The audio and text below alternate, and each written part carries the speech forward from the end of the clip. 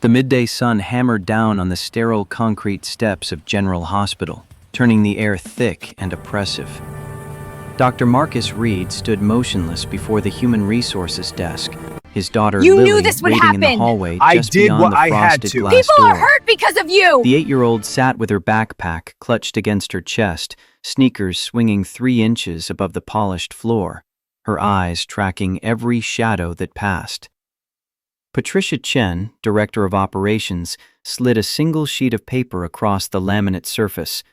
Her fingers trembled as they released the document, her gaze fixed somewhere past Marcus's left shoulder, unable or unwilling to meet his eyes. The contract termination was effective immediately. No warning, no probation, just the cold administrative finality of a signature line waiting at the bottom. Marcus didn't reach for the pen. He stood perfectly still, the kind of stillness that came from years of holding scalpels over beating hearts, from making choices when hesitation meant death.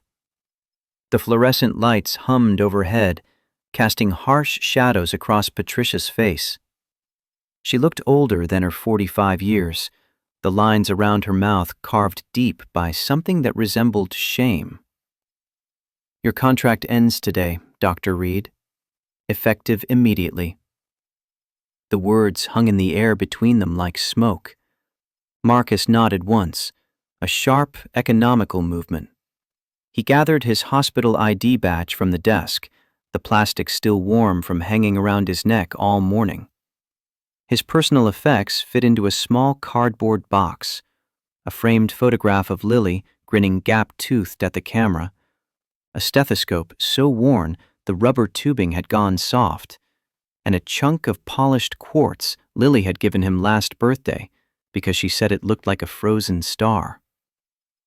Patricia extended a manila envelope, her hand shaking harder now. This is 2 weeks severance. It's standard. Marcus left the envelope on the desk. His voice came out level, professionally neutral, carrying the same tone he used to deliver difficult diagnoses. I don't need money to stay quiet. I just need you to know I was right about that ECMO machine. Patricia's hand withdrew, fingers curling into a fist against her stomach. She opened her mouth, closed it, opened it again. Nothing came out. The words she needed didn't exist, or perhaps they existed, but she'd forgotten how to access them, lost somewhere in the transition from ICU nurse to administrative director. Marcus turned and walked to the door. Lily looked up as he emerged, searching his face with the intensity only children possess, that brutal clarity unclouded by adult rationalization. She stood, adjusting her backpack straps, and slipped her small hand into his larger one, without asking the questions written plainly across her features. They descended the stairs together, their footsteps echoing in the concrete stairwell. The hospital had an elevator, but Marcus needed the physical movement, needed to feel his body doing something while his mind processed the sudden amputation of his professional identity. 15 years of military medicine, 6 years of civilian practice, all of it reduced to a cardboard box and an unanswered envelope. The automatic doors hissed open, releasing them into the California heat. The temperature jumped 15 degrees between the hospital's climate-controlled interior and the unfiltered afternoon sun. Marcus pulled Lily closer to his side, shielding her from a passing city bus that belched diesel exhaust across the sidewalk. The walk home stretched 2 miles through the heart of Sacramento's medical district. Usually Marcus drove this route in his aging Toyota, the transmission grinding through second gear, the air conditioning barely functional. Today, every step felt measured, deliberate, like walking away from a burning building while trying not to look back. Lily's voice came out small, careful, testing the waters of adult catastrophe. Daddy, did you do something wrong? Marcus stopped walking. He knelt on the hot sidewalk, ignoring the rough concrete digging into his knees, and looked directly into his daughter's eyes. Hazel meeting Hazel, genetics reflected back at him with devastating precision. No, sweetheart. I did something right. Sometimes doing the right thing costs you your job, but it never costs you your soul. Lily's brow furrowed, processing this adult complexity through an 8-year-old's framework of fairness and consequence. So you're a good guy? The question hit harder than it should have. Marcus felt something crack behind his sternum, some small essential piece of himself that had been holding together through pure professional discipline. I'm trying to be, Lily. Every single day. She wrapped her arms around his neck, her backpack digging into his shoulder blade. Marcus held her for a long moment, there on the sidewalk outside the hospital that had just discarded him, and let himself feel the full weight of uncertainty. $4,200 in savings. Rent due in 20 days at $1,800 per month.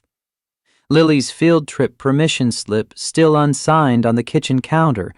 $800 he'd promised to scrape together.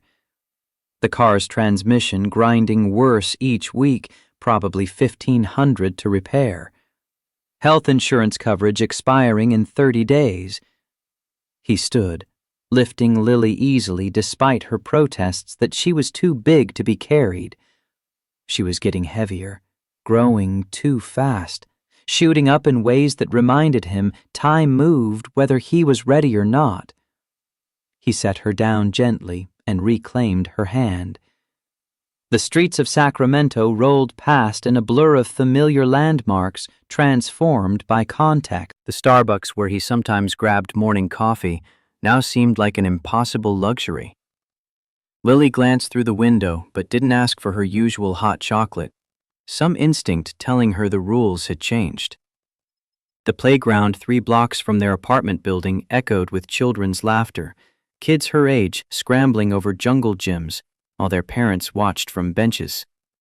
Marcus felt a sharp pang of isolation, the sudden awareness of standing outside the circle of people whose lives continued uninterrupted.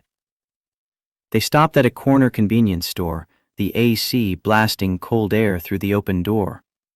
Marcus bought 2 bottles of water for $3, mentally calculating how that $3 fit into the rapidly shrinking universe of available resources.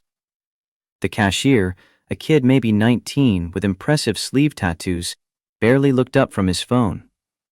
Outside, Lily tried to step on Marcus's shadow, an old game they played on sunny days. Her sneakers chased the dark outline of his body across the sidewalk, and despite everything, Marcus found himself smiling. She had that effect, could puncture through his darkest spirals with nothing more than childish joy. His mind ran calculations he'd been avoiding since walking out of Patricia's office. 2 months of savings if he slashed everything to bare essentials. Maybe 3 if he sold the car and took the bus, but that would complicate getting Lily to school, to her orthodontist appointments, to the piano lessons he'd already paid for through the end of the semester. The health insurance loss scared him most. Lily was healthy now, but 8-year-olds broke bones, caught infections, needed the safety net Marcus had always taken for granted. The internal monologue played on repeat. I have 2 months, maybe less, but I'd do it again. I'd do it 100 times. The thought should have brought comfort, some reassurance that his principles remained intact. Instead, it just felt heavy, like carrying extra weight through desert heat. Principles didn't pay rent. Integrity didn't keep 8-year-olds in piano lessons and field trips and the normal childhood experiences that separated thriving from merely surviving. They crossed at a traffic light, Marcus's hand firm on Lily's shoulder as a pickup truck rolled through a yellow signal too fast. The driver didn't even glance their direction, too absorbed in his phone conversation to register pedestrians. Marcus felt a flash of anger, disproportionate to the near miss. Anger at carelessness and systems that valued convenience over safety, and CEOs who made decisions in air-conditioned boardrooms while people like him stood on hot sidewalks trying to figure out how to survive the consequences. A siren cut through the ambient city noise, sharp and insistent. Not the standard ambulance wail, but something different. 3 short bursts followed by one long howl, the specific rhythm Marcus recognized instantly from his years in trauma medicine. Level 1 alert. Mass casualty or critical single patient. The kind of call that meant someone's world was ending in real time. Marcus stopped walking. His entire body went rigid, every muscle tensing with conditioned response. Lily felt the change immediately, looking up at her father with concern written across her features. "Daddy, what's wrong?" Marcus couldn't answer immediately. His mind had already shifted gears, running through protocols and procedures, calculating response times and triage categories. The siren was moving away from them, heading east toward the freeway, probably a highway accident or industrial incident. His hands flexed unconsciously, fingers remembering the weight of surgical tools. That's a level 1 trauma alert. Big accident or critical patient. The instinct to respond hit him like a physical force, an irresistible pull toward the crisis. But his hospital ID sat in the cardboard box under his arm, confiscated and powerless. He wasn't part of the system anymore. He was just a man walking home with his daughter, unemployed and discarded, listening to sirens that no longer called his name. The sound faded into the distance, swallowed by traffic noise and the city's endless motion. Marcus forced himself to breathe, to release the tension in his shoulders, to remember he was a father first now, not a doctor, not a trauma surgeon, just a father trying to get home. But the siren had triggered something deeper, pulling memories from the locked compartments where he'd stored the worst of his military service. The images came unbidden, vivid and unforgiving. Camp Lejeune, North Carolina, 2014. Late October, the air still warm but carrying the first hints of autumn. Marcus had been 29, young enough to believe his skills could overcome any obstacle, old enough to have seen enough death to know better. The training accident had happened during a live fire exercise. 12 Marines injured when a practice tunnel collapsed during a night operations simulation. The explosions had been controlled, but the structural integrity hadn't been properly assessed. Ancient concrete and rebar giving way under stress, crushing men in the darkness. The casualties flooded the field hospital in waves. Marcus had triaged fast. 4 minor injuries, 6 moderate, 2 critical. The critical cases needed immediate intervention or they'd bleed out before dawn. Private First Class Danny Reeves from Texas, 21 years old, face still round with baby fat, despite the muscle the Marines had packed onto his frame. Corporal Luis Mendez from Arizona, 24, 3 weeks away from finishing his service and starting college on the GI Bill. Both had shrapnel through the chest cavity, punctured lungs filling with blood, dying in increments measured by failing oxygen saturation. Marcus had started with Reeves, the younger one, the one whose file showed a wife and infant daughter waiting in base housing. He'd made the first incision, located the arterial bleed, was reaching for the clamp when the lights died. Total blackout. The backup generator failing to engage, some fault in the electrical system that later investigations would attribute to deferred maintenance and budget cuts. The field hospital plunged into darkness so complete, Marcus couldn't see his own hands. He'd shouted for flashlights, for anything. A corpsman had grabbed a tactical light, holding it over the operating field, but the beam shook with the kid's trembling hands, and the angle was wrong. Shadows falling across the wound in shifting patterns that made precision impossible. Marcus had tried. God knows he'd tried. 30 years of medical training compressed into desperate seconds, his fingers probing blind through slick tissue, searching for the severed artery by feel alone. But the blood kept pumping, kept flooding the cavity faster than he could clear it, and Reeves's vitals dropped from critical to incompatible with life in the time it took the backup generator to finally kick in. By the time the lights returned, Reeves was gone, and Mendez, lying on the adjacent table with a different surgeon working frantically, had deteriorated too far. He died 4 minutes later, drowning in his own blood, while perfectly functional equipment sat 3 feet away, useless without electricity. Marcus had sat afterward in the medical tent, hands still tacky with drying blood despite 3 washings, staring at nothing. His commanding officer had found him there an hour later. The captain had placed a hand on Marcus's shoulder, heavy with the weight of shared grief and institutional failure. "Reed, this wasn't your fault. Equipment failed. Nobody could have saved them." But Marcus knew better.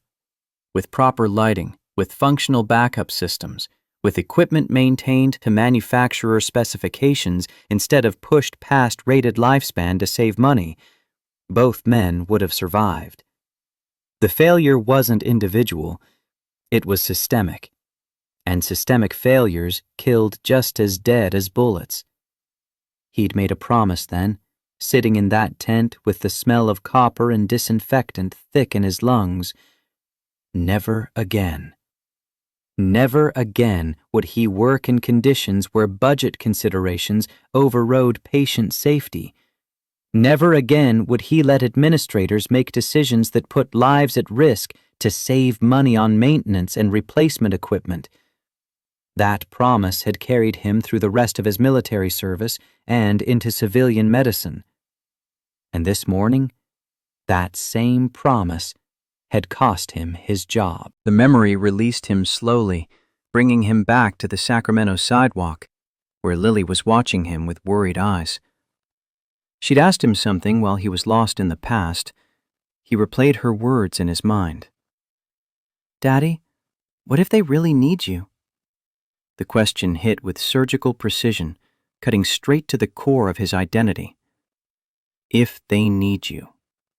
The fundamental principle he'd built his entire career around. The idea that when someone needed help, you didn't ask about insurance or approval or whether it was convenient. You just helped.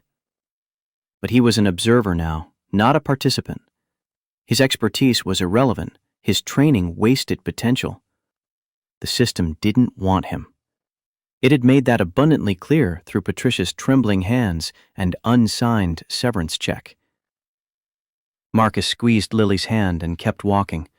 The afternoon heat seemed to intensify, the sun reflecting off car windshields and plate glass windows in blinding flashes. 2 more blocks to Riverside Park, then another half-mile to their apartment. His feet hurt in shoes designed for hospital floors, not long walks on concrete.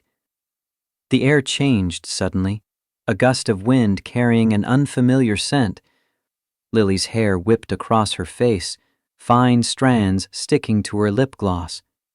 Marcus pulled her closer, scanning instinctively for storm clouds, but the sky remained painfully clear. The smell registered a moment later. Aviation fuel.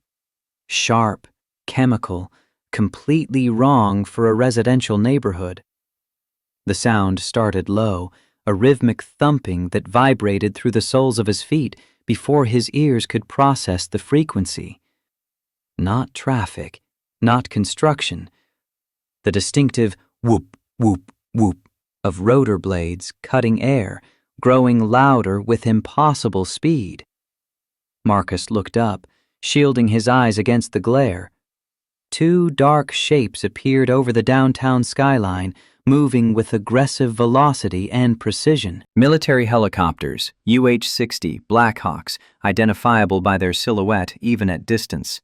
Medical evacuation birds from the specialized markings visible as they banked hard toward the river. The sound escalated from background noise to overwhelming physical presence. Windows in nearby storefronts rattled in their frames. Car alarms triggered in sequence down the block. Pedestrians stopped mid-stride, heads tilting skyward, phones emerging to capture whatever spectacle was unfolding. The helicopters weren't heading toward the hospital. They were aiming directly for Riverside Park, the only clear landing zone within a 2-mile radius.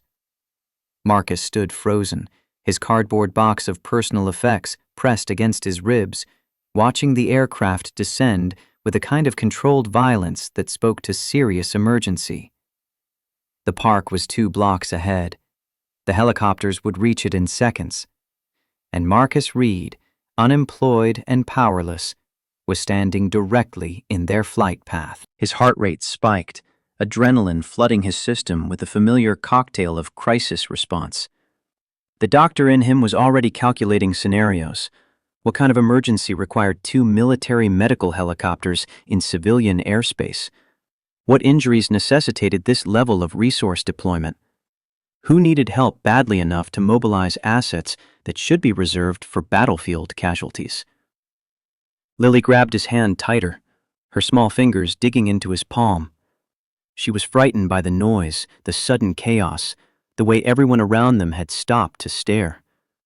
Marcus forced himself to breathe, to remember his daughter needed reassurance more than the world needed another trauma surgeon.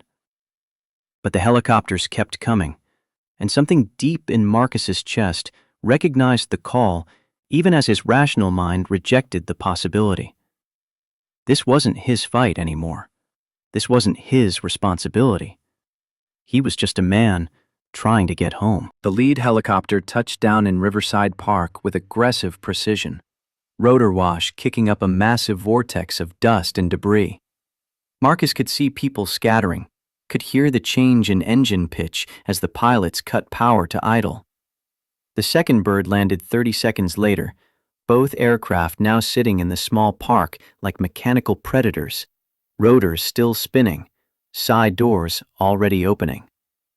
A figure in Marine Corps uniform jumped from the lead helicopter, boots hitting grass and immediately breaking into a run.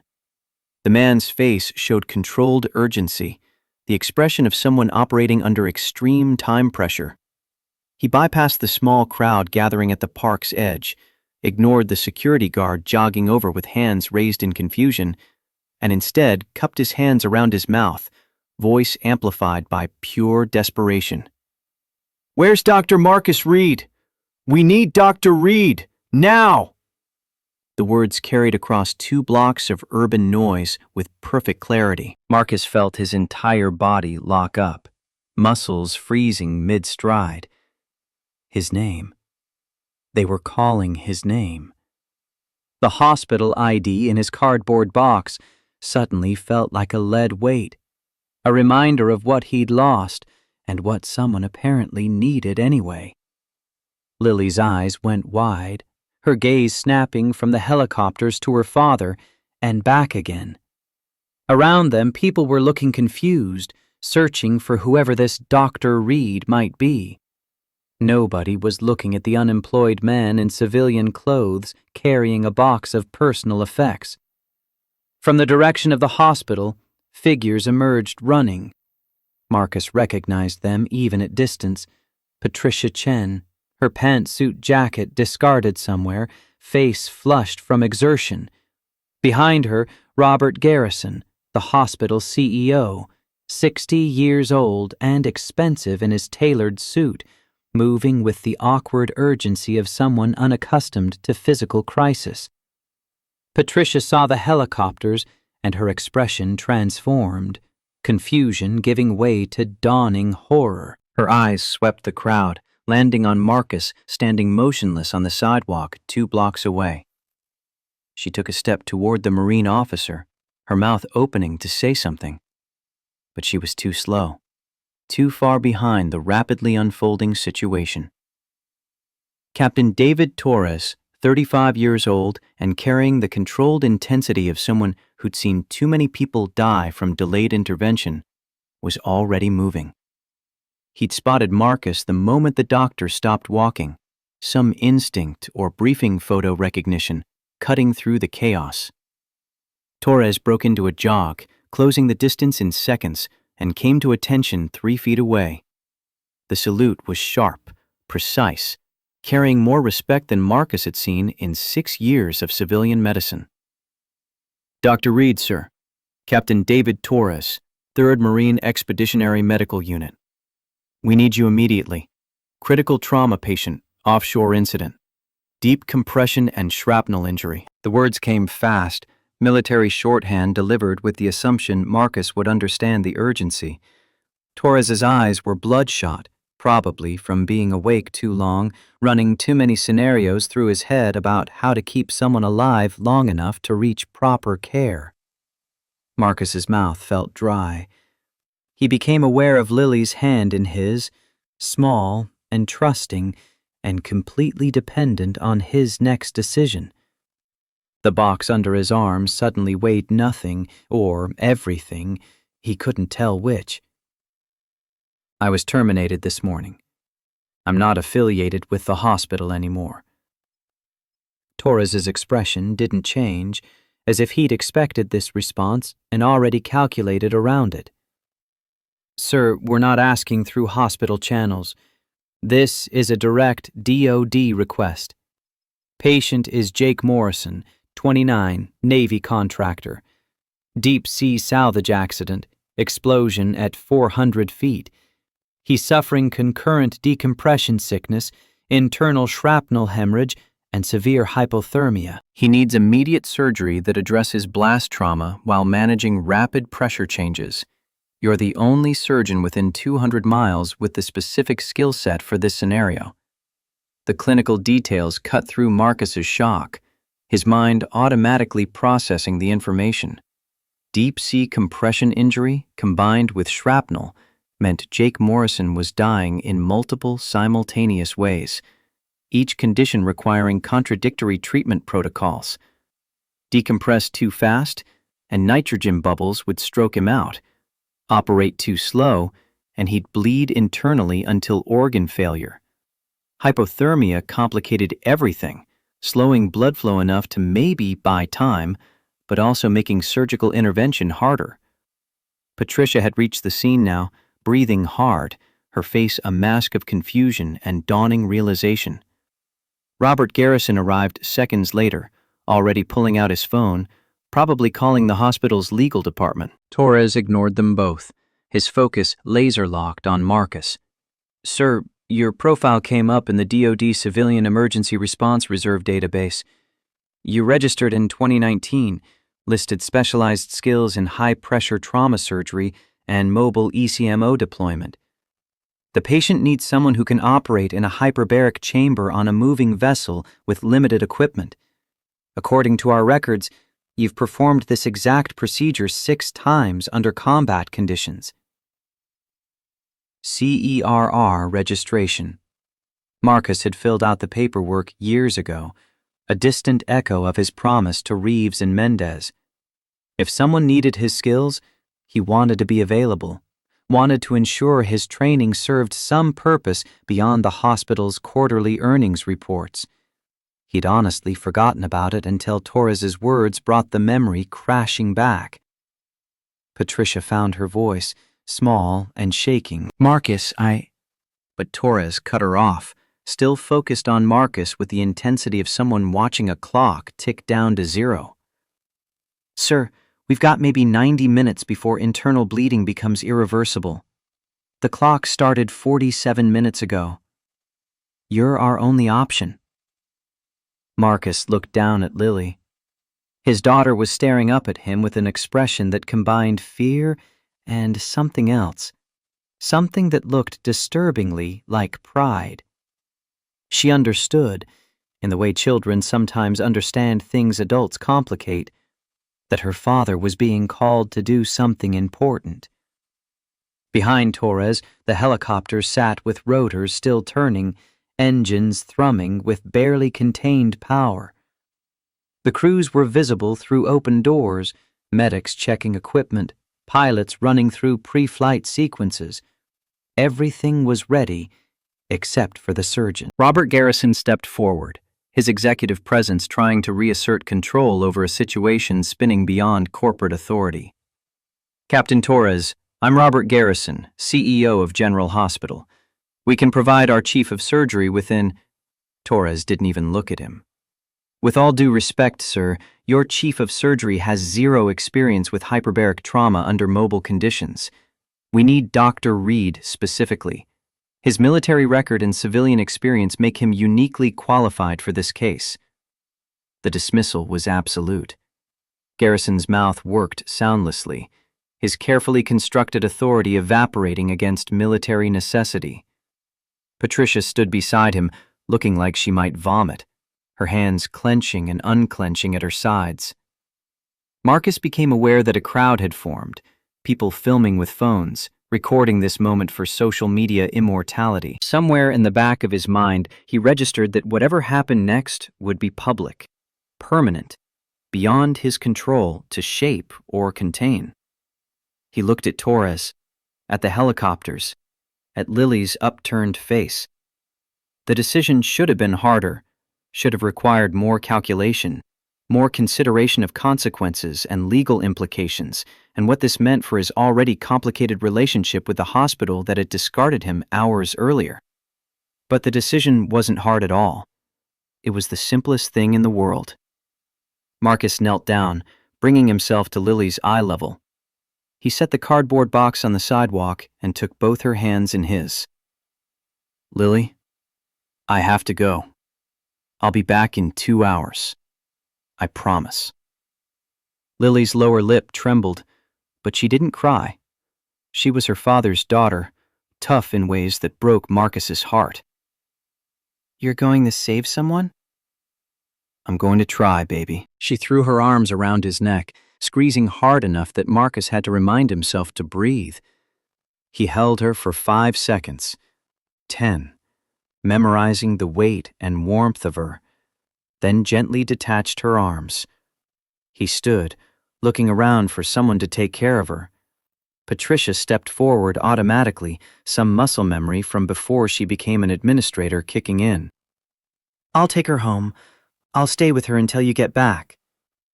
Marcus met Patricia's eyes and saw genuine anguish there, the kind that comes from recognizing your own moral failure reflected in someone else's courage. He nodded once, then looked back at Torres. "Brief me. Vitals, timeline, available equipment." Torres's expression transformed, relief and professional respect flooding across his features.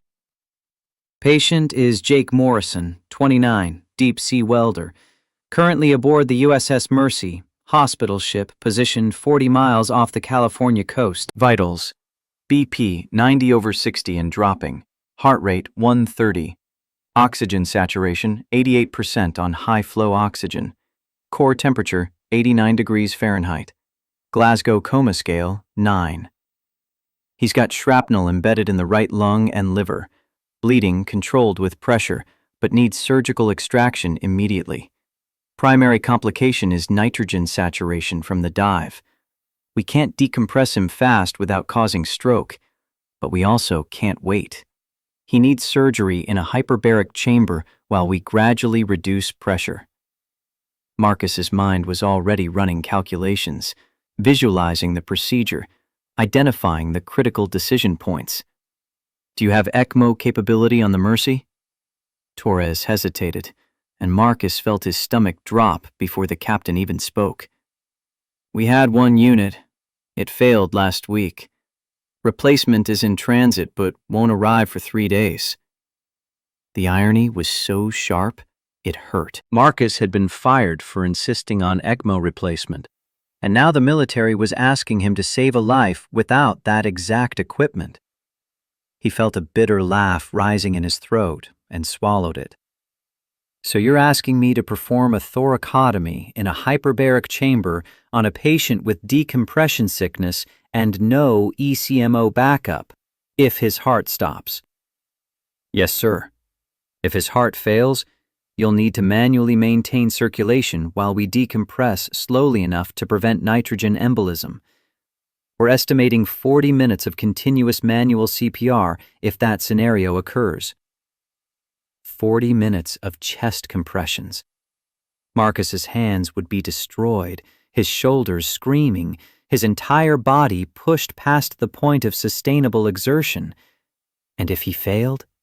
If Jake Morrison died on that table, the consequences would be personal and devastating. Marcus looked at Patricia one more time, saw her standing with Lily's hand in hers, tears running unchecked down her face. He thought about the ECMO machine she'd refused to replace, about Robert Garrison's spreadsheets and risk calculations, about systems that valued quarterly earnings over human lives. Patricia, you fired me because I insisted on replacing the ECMO. Now the military is asking me to save a life without one. I hope you see the irony. Patricia opened her mouth, but nothing came out. Marcus didn't wait for her response. He turned to Torres. Let's go. What's his latest Glasgow score and core temperature? Those are the variables we're fighting against right now. Torres was already moving toward the helicopter, Marcus falling into step beside him. The crowd parted, phones still recording, capturing the moment the fired doctor walked away from his daughter and into the machine that would carry him towards someone else's crisis. Marcus climbed into the lead helicopter, the interior familiar from his military days, but strange after years of civilian comfort. The seat webbing smelled like jet fuel and sweat. Torres handed him a headset and tablet with Jake Morrison's medical file already loaded. Marcus scanned the data as the engine pitch changed, rotors biting into air with renewed force. The helicopter lifted smoothly, the park dropping away beneath them. Marcus caught a last glimpse of Lily standing with Patricia, her face tilted up toward the sky, one small hand raised in wave, or goodbye, or prayer. Then the city tilted, and they were moving, accelerating toward the ocean and whatever waited on the USS Mercy. Torres settled into the seat across from Marcus, his expression neutral, but eyes sharp with evaluation. Dr. Reed, I have to ask, how did someone like you end up in CERR? Most civilian doctors don't sign up for this kind of deployment. Marcus kept his eyes on the tablet, reading through Jake's injury report, but his mind went to Camp Lejeune and the smell of blood under inadequate light. I made a promise to two men I couldn't save. Their names were Danny Reeves and Luis Mendez. Torres waited, recognizing the weight of that statement, giving Marcus space to continue, or not, as he chose. The tablet showed Jake's x-rays, the shrapnel clearly visible as bright white fragments against the grayscale of tissue and bone. 4-inch piece of metal, probably from the welding tank that exploded, driven through the chest wall by explosive force and water pressure. One wrong move during extraction, and Jake would bleed out in seconds. Marcus looked up from the screen, meeting Torres's eyes. Camp Lejeune, North Carolina, 2014. Training accident during a night exercise. 12 casualties, 2 critical. We lost power mid-surgery. Backup generator failed. I operated by flashlight, but it wasn't enough. Reeves and Mendez both died because the equipment wasn't properly maintained, because someone decided budget considerations were more important than redundant systems. He paused, the memory still raw after 12 years. I promised myself that night, never again would I work under conditions where equipment failure could kill someone. Never again would I let administrators prioritize money over safety. That's why I fought with Patricia Chen about the ECMO replacement. That's why I joined CERR. Because when someone needs help, they deserve a doctor who won't compromise on their care. Torres nodded slowly, respect evident in the set of his jaw. Reeves and Mendez would be proud, sir. What you did this morning, standing up to your hospital administration, that took guts. It cost me my job. Maybe. Or maybe it saved you from becoming something you didn't want to be. The observation hit with unexpected force. Marcus looked out the window as the city gave way to suburbs, then sparse development, then the stark line where land met Pacific Ocean. The water stretched endlessly, dark blue fading to gray at the horizon, utterly indifferent to human drama. His phone buzzed in his pocket. Marcus pulled it out, seeing a text from the neighbor who sometimes watched Lily after school. Patricia must have called her. The message was simple. "We've got Lily. Take all the time you need. Be safe." Safe. The word felt like a luxury Marcus had lost the right to expect. The helicopter banked hard, following the coastline south. Torres was talking to the pilot through his headset, coordinating with the Mercy, updating them on ETA. Marcus caught fragments. 15 minutes out. Patient stable but deteriorating. Surgical team on standby. He returned his attention to the tablet, memorizing Jake Morrison's vital signs, building a mental model of the surgery he'd need to perform. The procedure itself wasn't complicated in theory. Locate the shrapnel, extract it without severing major vessels, repair the damaged tissue, close. But doing it inside a hyperbaric chamber while managing decompression protocols and working with limited visibility and maneuverability turned straightforward into nightmarishly complex. And without ECMO backup, if something went wrong, Marcus would be Jake's only life support. His hands, his training, his endurance against the clock. The coastline fell away behind them, replaced by open water. The ocean's surface looked deceptively calm from altitude, small waves creating a regular pattern like scales on some massive creature. Marcus knew better. At 400 feet depth, where Jake had been working when the explosion occurred, pressure was crushing. Darkness absolute. Cold enough to kill in minutes without proper equipment. "Captain Torres, what exactly was Jake doing when this happened?" Torres pulled up another file on his own tablet, scanning through the incident report.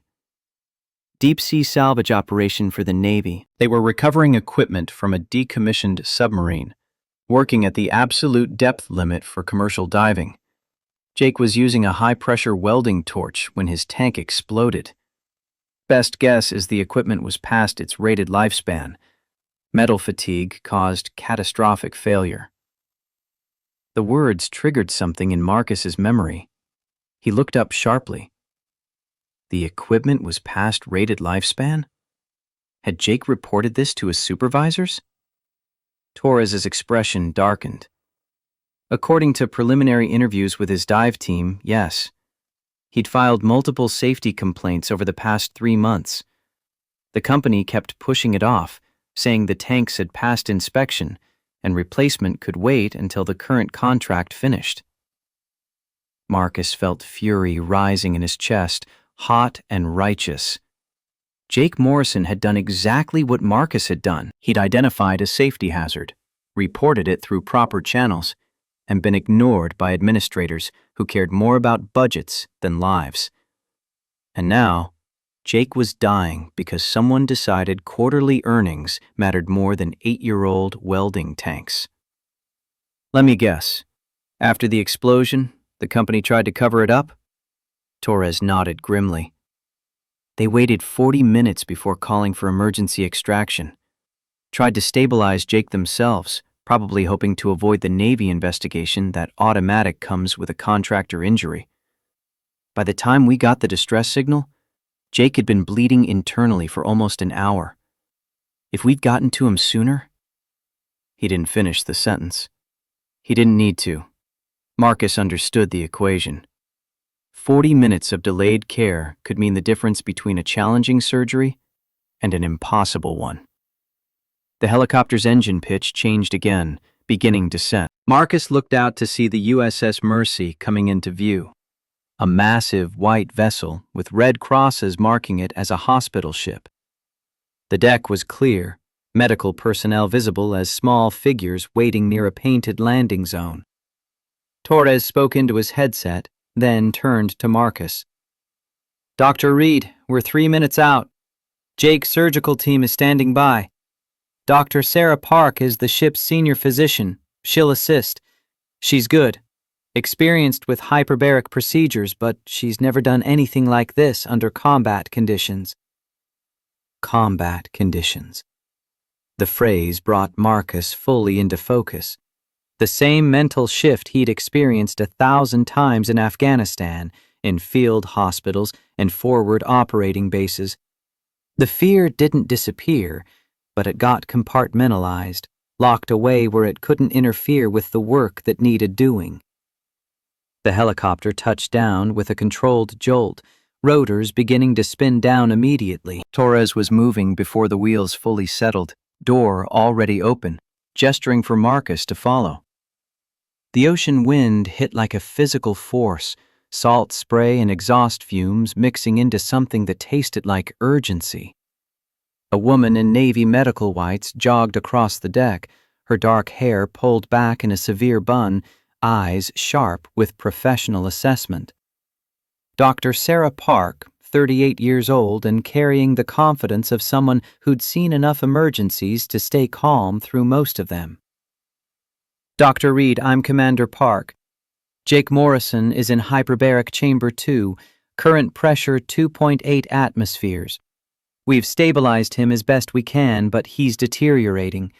Blood pressure is down to 85/55, heart rate up to 142. We need to move fast. Marcus was already walking, falling into step beside Park, letting her navigate the ship's corridors while his mind focused on procedure. What's the decompression protocol?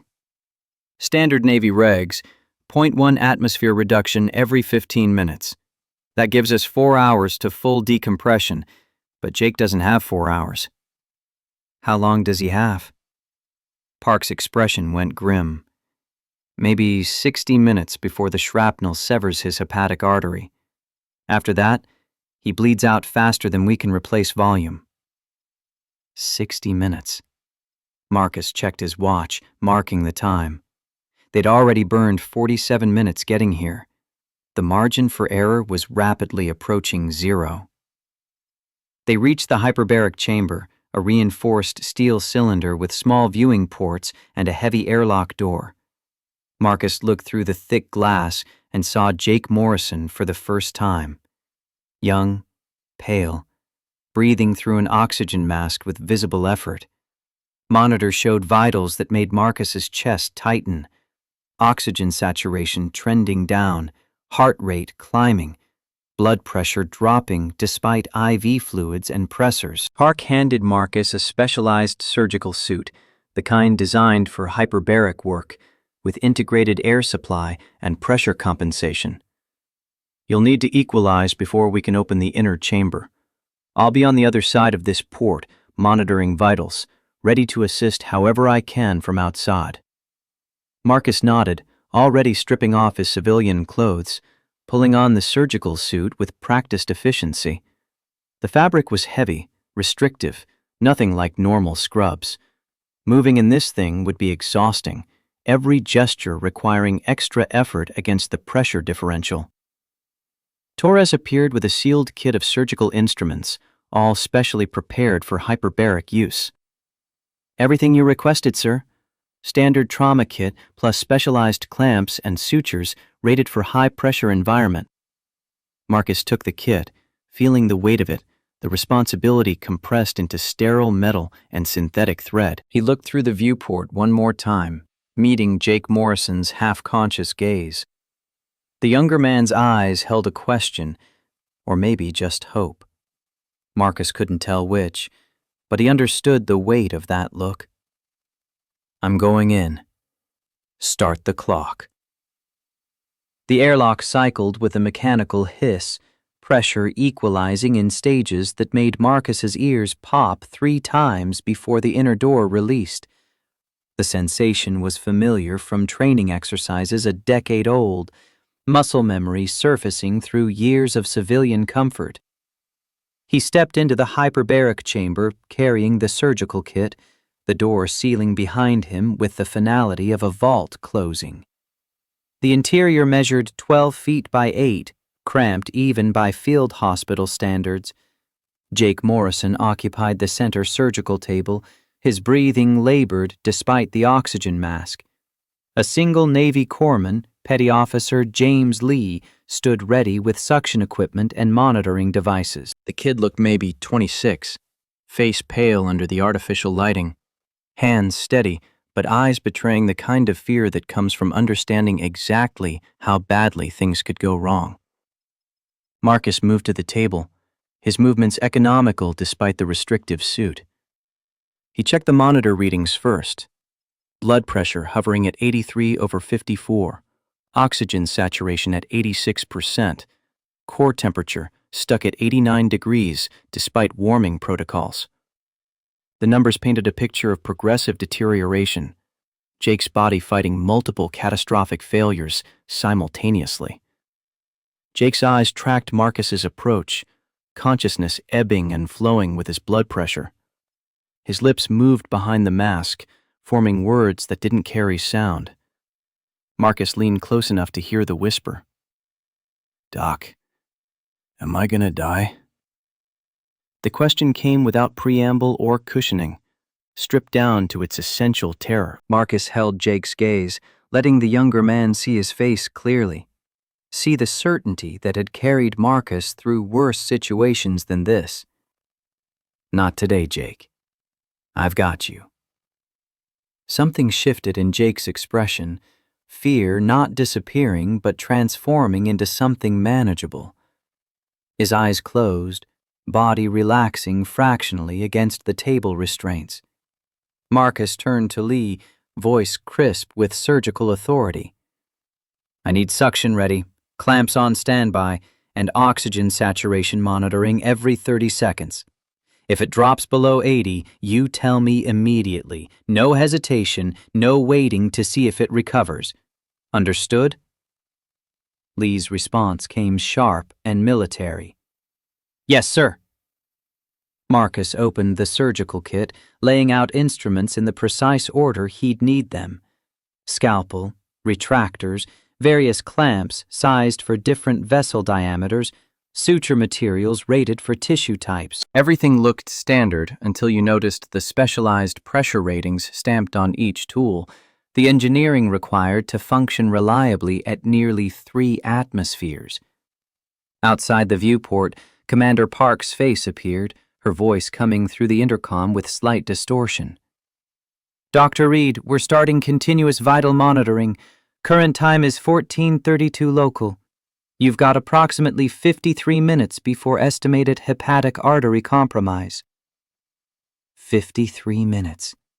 Marcus checked his watch, setting a mental countdown. The surgery itself might take 40 minutes under optimal conditions, but conditions were anything except optimal, and every complication would eat into margins that didn't exist. He positioned himself at Jake's right side, the location of the embedded shrapnel clearly visible through preliminary scans displayed on a small screen mounted above the table. The metal fragment sat like a threat. 4 inches of jagged steel driven through muscle and lung tissue, its tip resting against the hepatic artery with enough pressure to dimple the vessel wall without quite puncturing it. Marcus made the first incision, a clean 18-centimeter line following the intercostal space between ribs 6 and 7. Blood welled immediately, darker than arterial flow, venous return compromised by the shrapnel's presence. Lee had suction ready, clearing the field before Marcus needed to ask. The kid had good instincts.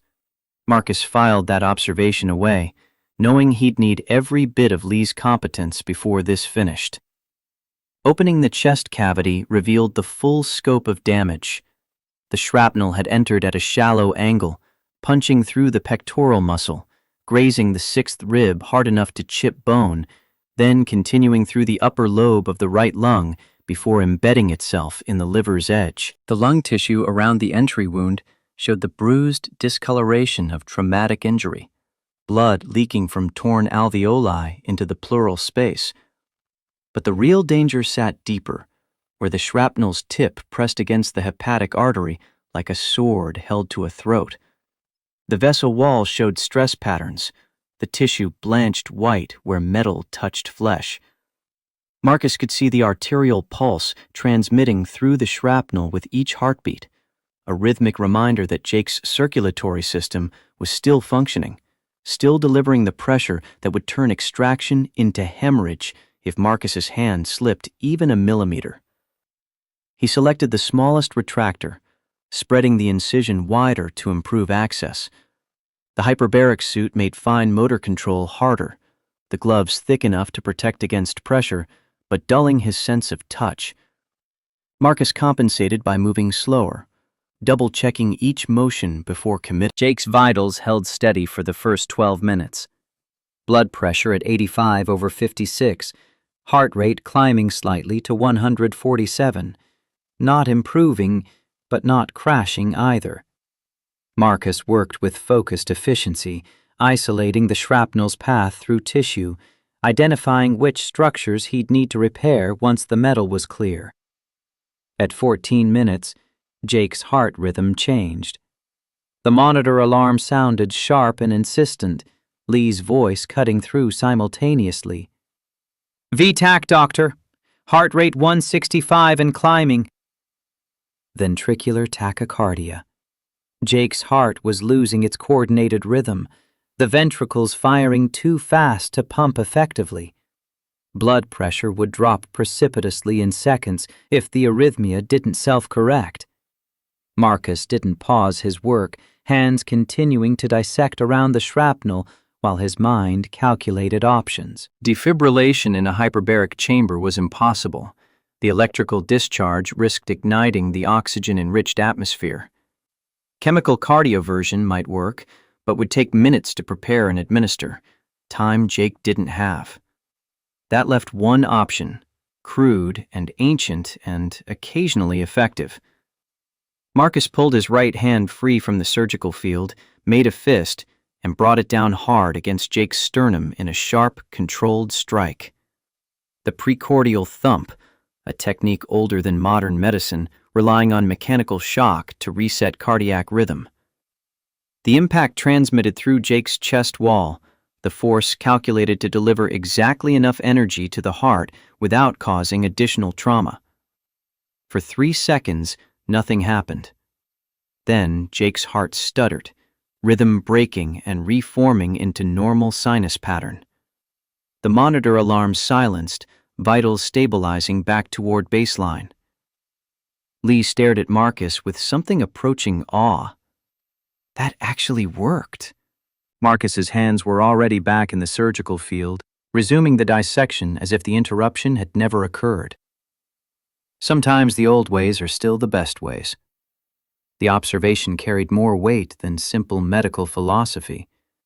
Marcus had learned early that technology failed, equipment malfunctioned, systems collapsed under stress. But fundamental skills, the ability to think and adapt and use whatever tools remained available, those capabilities persisted regardless of circumstances. He continued working, carefully exposing the shrapnel's full length, mapping its relationship to surrounding anatomy. The metal had miraculously missed the major bronchial branches, threading between structures with the kind of luck that separated survival from instant death. But luck was finite, and Jake's was running out. At 23 minutes, the ship rolled with a larger-than-average swell. The motion wasn't dramatic by naval standards, maybe 5 degrees of pitch, but inside the hyperbaric chamber, it translated into the surgical table shifting unpredictably. Marcus's hand moved with the table automatically, maintaining position relative to Jake's anatomy, but the near miss sent adrenaline spiking through his system. One slip. That's all it would take. One moment of lost concentration, one unexpected motion, and the shrapnel would slice through the hepatic artery like wire through butter. Jake would bleed internally faster than transfusion could replace volume, pressure dropping toward 0 while Marcus watched helplessly. He forced the thought away, refocusing on the immediate task. The shrapnel needed to come out along the exact path it had entered. Any deviation risked tearing new injuries through tissue already compromised. Marcus positioned specialized forceps around the metal's base, testing the grip, ensuring the tool had solid purchase before committing to extraction. Outside the viewport, Park's face showed tension, her eyes flicking between Marcus and the vital sign monitors. The intercom crackled. "Dr. Reed, blood pressure trending down, 81/52. Heart rate steady at 148. The decline was expected, normal for this stage of injury and intervention. But normal still meant Jake was getting sicker, his reserves depleting, his body's ability to compensate for trauma approaching its limits. Marcus tightened his grip on the forceps, calculating angles and force vectors. The extraction needed to be smooth, continuous, no pausing or adjusting once he started. Any hesitation would allow tissue to snag on the metal's irregular edges, tearing structures that needed to remain intact. He drew a breath, held it, and began pulling. The shrapnel moved reluctantly, friction against damaged tissue creating resistance. Marcus had to overcome with steady pressure. 1 centimeter. 2. The metal sliding backward through the pathway it had created, blood welling around it but not spurting, not yet. 3 centimeters. Half the length still embedded. Marcus's hand cramped from maintaining constant tension, the hyperbaric glove making every gram of force exponentially harder to sustain. He ignored the burning in his forearm, the tremor threatening to start in his fingers, focusing entirely on the gradual extraction. At 4 centimeters, the ship rolled again, harder this time. The table shifted 3 inches left before stabilizing. Marcus moved with it instinctively, maintaining his position, but the shrapnel caught on something internal, resistance spiking suddenly. For a frozen instant, Marcus felt the metal start to twist, beginning to rotate in a way that would lacerate everything it touched. His other hand shot out, stabilizing the base of the forceps, preventing the rotation, compensating for the ship's motion through pure muscular control. The shrapnel continued backward, clearing whatever had caught it, sliding free with a wet sound that Marcus felt through his hands more than heard. He lifted the fragment clear of the wound, 4 inches of jagged metal now sitting in the forceps, covered in blood and tissue fragments. Lee had a specimen tray ready. Marcus deposited the shrapnel carefully, then immediately returned his attention to the wound. Blood was flowing steadily from the liver edge where the metal had rested, not arterial spurting, but enough to require immediate intervention. He grabbed the smallest vascular clamp, reaching into the incision with the precision of someone working by feel as much as sight. The hepatic artery was there, pulsing strongly just millimeters from where the shrapnel had been, the vessel wall showing a shallow groove where metal had compressed tissue without quite puncturing it. Marcus positioned the clamp, securing the bleeding vessel with care that bordered on reverence. One slip here, and Jake's remaining time would be measured in seconds. But the clamp held, pressure stopping the hemorrhage, giving Marcus the opportunity to assess damage. The artery wall was abraded, tissue traumatized but intact. Marcus selected a suture, the finest gauge in his kit, and began repairing the vessel with stitches so small they were barely visible. 18 individual sutures, each one placed with the same meticulous attention, each knot tied with exactly the right tension to seal without constricting. Lee maintained suction, keeping the field clear, his hands steady despite what must have been screaming muscles from holding the equipment at awkward angles for extended periods. The kid deserved commendation for this, Marcus thought. Whatever happened after, Lee had earned recognition for performance under pressure that would break most people. At 37 minutes, Marcus finished the arterial repair. He released the clamp slowly, watching for leaks, ready to reapply pressure if the suture line failed. But the stitches held, blood flow resuming through the hepatic artery, the vessel wall maintaining integrity. The lung damage required attention next, torn alveoli bleeding into the pleural space, compromising gas exchange. Marcus worked through the repair methodically, closing each bleeding site, restoring the lung's structural integrity enough to function until proper healing could occur. Jake's vitals stabilized as Marcus progressed, blood pressure climbing back to 92/61, oxygen saturation improving to 91%. The body was responding to intervention, systems compensating now that the immediate threats were controlled. At 44 minutes, Marcus placed the final suture in the lung tissue. He checked his work, scanning for anything missed, any source of continued bleeding or structural compromise. Everything looked as good as field surgery in a hyperbaric chamber could look. He began closing the chest incision, working layer by layer, restoring anatomy to its proper configuration. The work went faster now, muscle memory taking over, hands moving with the confidence of someone who'd performed this sequence thousands of times. Lee's voice carried exhaustion and relief in equal measure. "Vital signs improving, doctor. BP 95/65, heart rate 110, oxygen saturation 93%. Marcus allowed himself a brief moment of satisfaction. Jake Morrison would survive. The immediate crisis was past, the young man's body beginning the long process of recovery.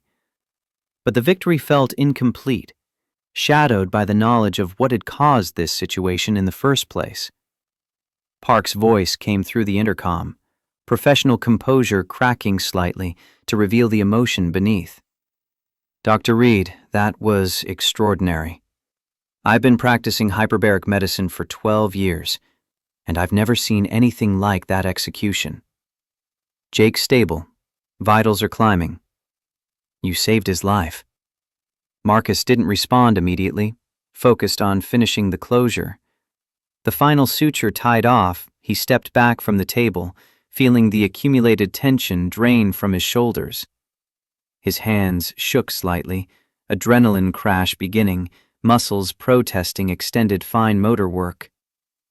Jake's eyes opened, consciousness returning now that his body wasn't fighting for survival. His gaze found Marcus, recognition and gratitude mixing in an expression that didn't need words. Marcus moved to Jake's side, checking pupil response, assessing neurological function. "Jake, can you hear me?" The response came as a weak nod, Jake's hand lifting slightly before falling back to the table. "You're going to be okay. The surgery was successful. We'll start decompression protocols now, slow and careful. You'll be out of here in a few hours." Jake's lips moved, voice barely audible even in the chamber's silence. "Thank you."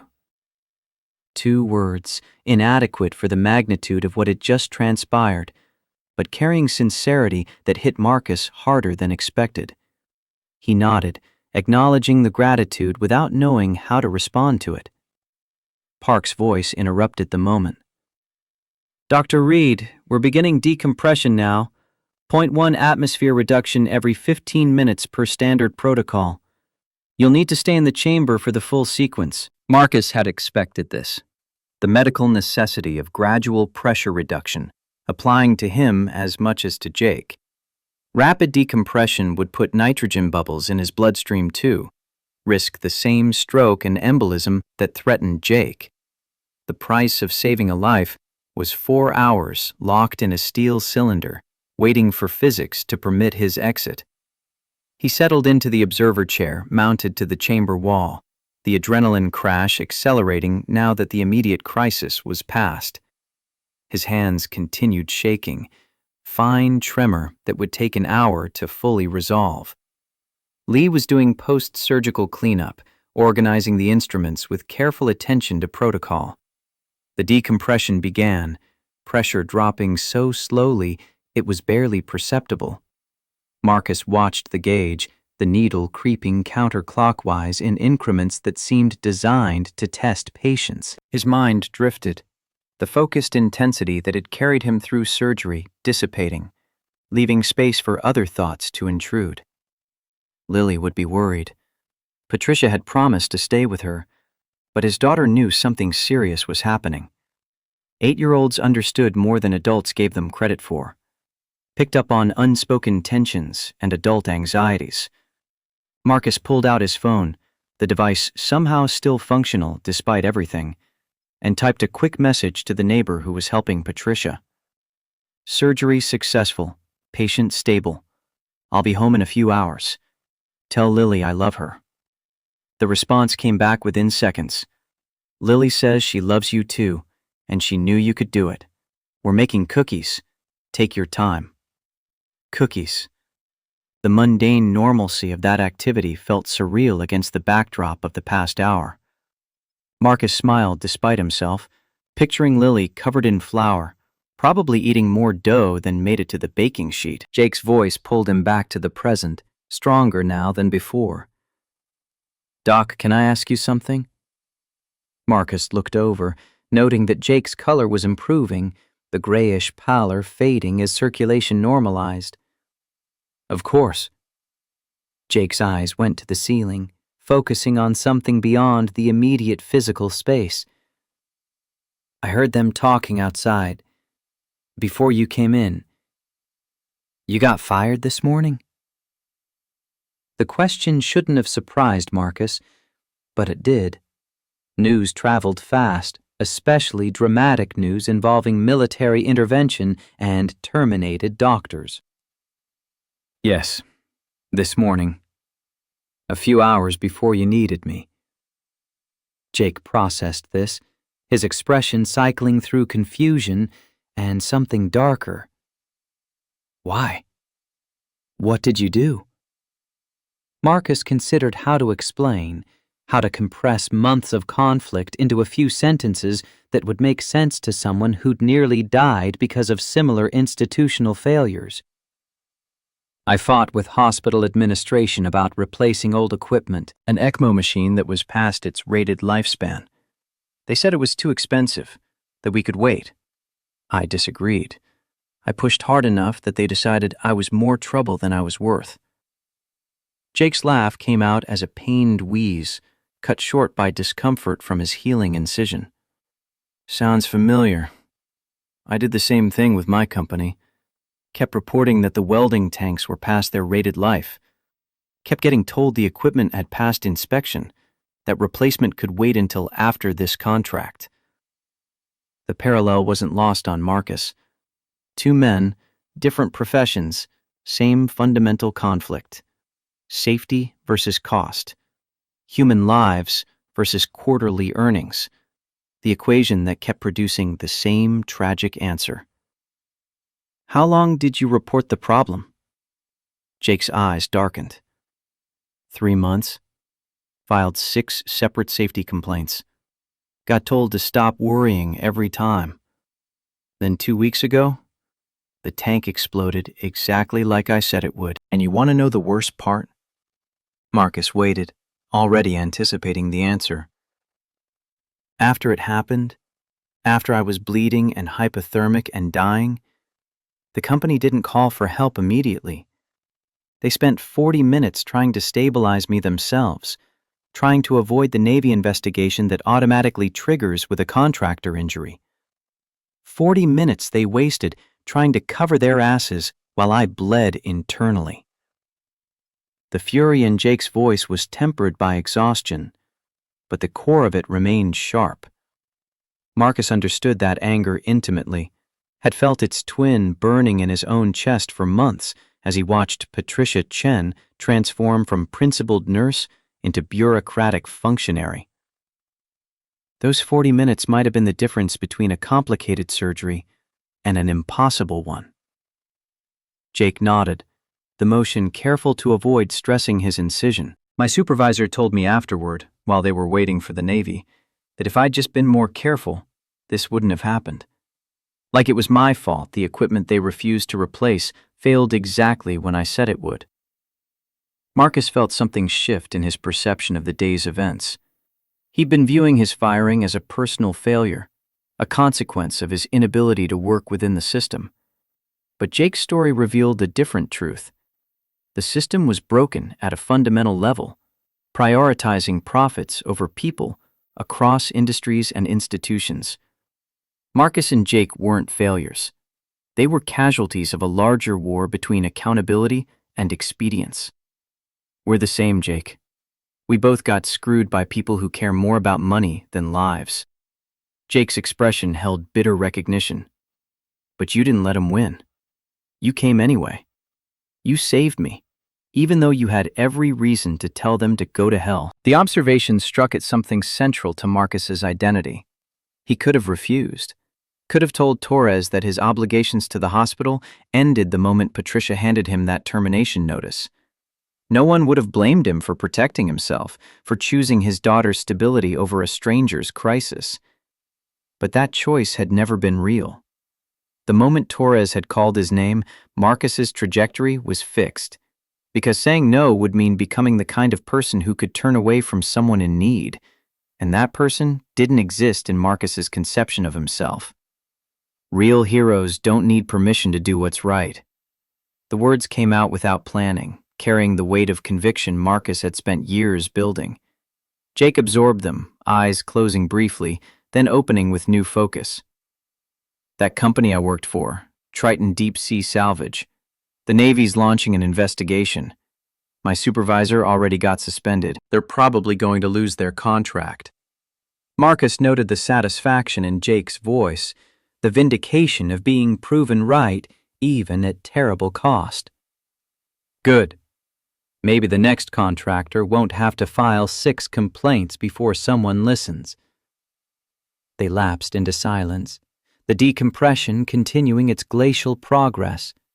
Lee had finished organizing the instruments and was monitoring Jake's vitals with quiet efficiency. Outside the viewport, Park consulted with other medical staff, pointing at charts and displays, coordinating the post-surgical care protocols. Marcus's phone buzzed again. This time, the message came from an unknown number. Dr. Reed, this is Captain Torres. CNN, Fox News, and NBC are all running stories about your surgery. The hospital is getting hammered with questions. Thought you should know. The text included a link to a CNN article. Marcus opened it, scrolling through paragraphs that painted the day's events in dramatic strokes. Fired doctor saves life hours after termination. Hospital under fire for dismissing hero surgeon. Military calls civilian doctor only one capable of impossible surgery. The article included quotes from Torres describing Marcus's unique qualifications. It mentioned Patricia Chen by name, included her stammering response when confronted by reporters outside the hospital. The damage to General Hospital's reputation was immediate and severe, public opinion crystallizing around a simple narrative. They had fired a good doctor for bad reasons. Marcus should have felt satisfaction. Instead, he felt tired, the weight of unintended consequences settling on his shoulders. Patricia didn't deserve to be destroyed publicly. She was a symptom of systemic failure, not its cause. Robert Garrison, the CEO who'd actually made the decisions, barely rated a mention in the coverage. Another text arrived, this one from a number Marcus recognized as belonging to one of the ER nurses who'd worked alongside him for years. Marcus, I'm so sorry about this morning. What they did was wrong. Everyone here knows it. We're all rooting for you. Then another from a different nurse. You're a hero, Dr. Reed. Don't let them make you think otherwise. And another. The whole staff is talking about refusing to work until you're reinstated. This is bullshit. The messages kept coming, a cascade of support from colleagues who'd witnessed Marcus's battles with administration, who'd benefited from his advocacy for proper equipment and adequate staffing. The solidarity felt overwhelming, unexpected, more than Marcus had allowed himself to hope for. But beneath the support was something darker, more complicated. These people had watched Patricia fire him. They'd known it was wrong. Yet none of them had spoken up in the moment. None had risked their own positions to challenge the decision. The support came easy now, after the fact, when public opinion had already shifted in Marcus's favor. Jake's voice interrupted his spiraling thoughts. You look like you're carrying the weight of the world, Doc. Marcus looked up, finding Jake watching him with surprising clarity for someone who'd been on death's edge an hour ago. Just thinking about consequences, about how doing the right thing creates ripples you can't control. Jake considered this, his expression thoughtful. My dive partner, the guy who pulled me up after the explosion, he told me something while we were waiting for the Navy. He said that sometimes you have to break to rebuild stronger, that the cracks are where the light gets in. The philosophy felt both profound and insufficient, the kind of wisdom that sounded better than it actually helped. But Marcus understood the intention behind it, the attempt to find meaning in trauma. Your dive partner sounds like a poet. Jake's smile was genuine, despite the pain it clearly caused. He's a former Marine who reads too much Rumi on night shifts. But he's not wrong. This, he gestured vaguely at his chest, this is my crack, my wake-up call. I'm never working for a company that values profit over people again. Whatever I do next, it's going to be on my terms. Marcus envied that certainty, that ability to draw clear lines between before and after. His own situation felt muddier, complicated by Lily's needs and his own doubts about whether standing on principle was sustainable when you had a child depending on your income. The decompression continued, each 15-minute interval marked by a subtle shift in pressure that Marcus felt in his sinuses and joints. Park kept them updated through the intercom, tracking their progress, monitoring Jake's recovery. The younger man's vitals continued improving, body responding to intervention with the resilience of youth. At the 2-hour mark, Marcus's phone rang. The caller ID showed Patricia Chen's number. He stared at it for 3 rings before answering, not sure what he'd say, but unable to ignore the call. Patricia's voice came through rough with emotion, words tumbling over each other. Marcus, I'm so sorry. I'm so incredibly sorry. I should never have. I had no right to. You were right about everything, and Marcus waited for her to finish, listening to the breakdown of composure that had probably been building since the helicopters landed. Patricia, take a breath. The line went quiet except for her breathing, harsh and uneven. When she spoke again, her voice was more controlled, but no less pained. I submitted a formal complaint to the state medical board about the ECMO machine, about all the safety violations I've ignored over the past 2 years. I included documentation of every time you warned me, every conversation where I chose budget over patience. I copied Robert Garrison, the entire board of directors, and the hospital's legal team. Marcus processed this information slowly, understanding the magnitude of what Patricia was describing. She'd essentially ended her own career, created a paper trail that would follow her through any future employment attempt in healthcare administration. Why would you do that? Patricia's laugh came out broken. Because 15 years ago, I was an ICU nurse. I had a patient, Mrs. Ellen Hayes, 68 years old. She needed ECMO support, but the machine we had was 10 years old, barely functional. I told the attending physician we should transfer her to Stanford. He said we didn't have time, that we'd use what we had. The machine failed mid-procedure. Mrs. Hayes died. She paused, struggling for control. I became an administrator because I wanted to prevent situations like that. I wanted the power to make decisions that prioritized patients over budgets. But somewhere along the way, I became the person making the exact decisions I'd sworn to prevent.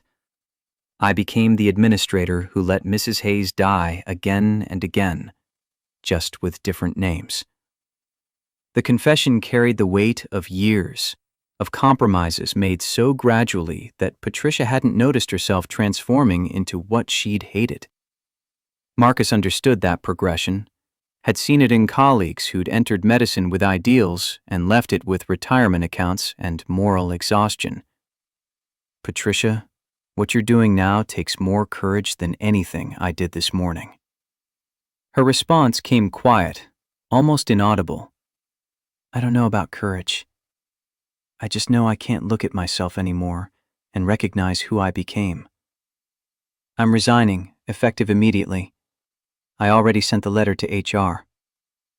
Marcus closed his eyes, feeling the full weight of how the day's events were reshaping lives beyond his own. Patricia's career was ending.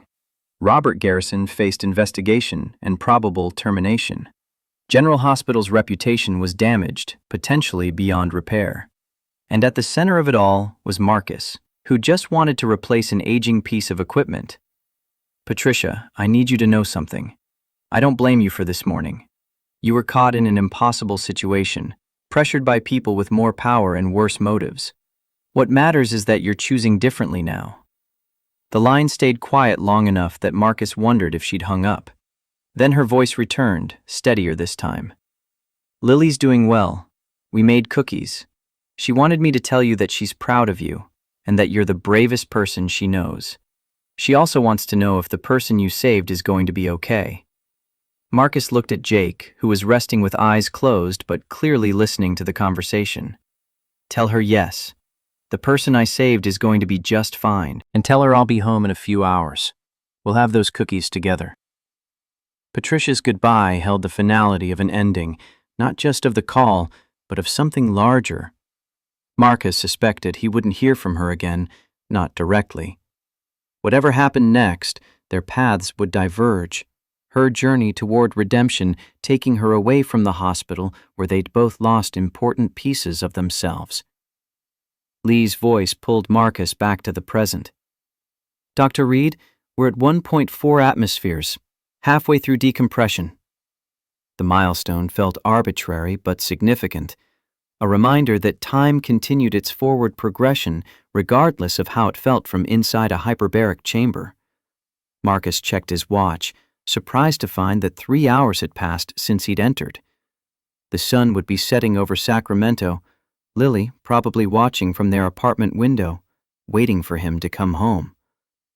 Jake had fallen asleep, his body taking the opportunity to rest and heal. His vitals remained stable, the monitor showing steady improvement across all measured parameters. Lee sat in the corner, maintaining vigilant watch despite obvious exhaustion. Marcus let his mind drift, processing the day's events in the quiet space decompression provided. This morning, he'd been a hospital employee with a stable, if frustrating, position. Now he was unemployed, thrust into national headlines, responsible for reshaping multiple careers and institutions through choices that had felt inevitable in the moment, but whose consequences spread far beyond his ability to control or predict. The phone buzzed again. This time, the message came from Dr. Eleanor Vance, Director of Medical Affairs for the state of California. Marcus had met her twice at conferences, remembered her as sharp and uncompromising in her advocacy for healthcare standards. The text was brief. Dr. Reed, we need to talk. Not about what happened today. You'll hear plenty about that from others. I want to discuss what happens next. Call me when you're back on land. The message included a direct phone number. Marcus saved it, filing the contact away for later consideration. Whatever Dr. Vance wanted could wait until he was home, until he'd had time to hold his daughter and remember what actually mattered in the chaos of professional upheaval. At 4 hours, the decompression completed. The chamber pressure equalized with the ship's interior, the airlock unsealing with a hiss that sounded like release. Park opened the door from outside, her expression mixing professional satisfaction with personal relief. Welcome back to normal atmospheric pressure, Dr. Reed. Jake's vitals are excellent, better than we had any right to expect. You performed a miracle in there. Marcus stood, his legs protesting after hours of inactivity, his body remembering every stress position and sustained tension from the surgery. Lee helped Jake transfer to a mobile gurney, the younger man conscious and alert, color nearly normal, breathing without mechanical assistance. As they wheeled Jake toward the ship's main medical bay, the young man reached out, catching Marcus's hand. Doc, I mean it. Thank you. You didn't have to come.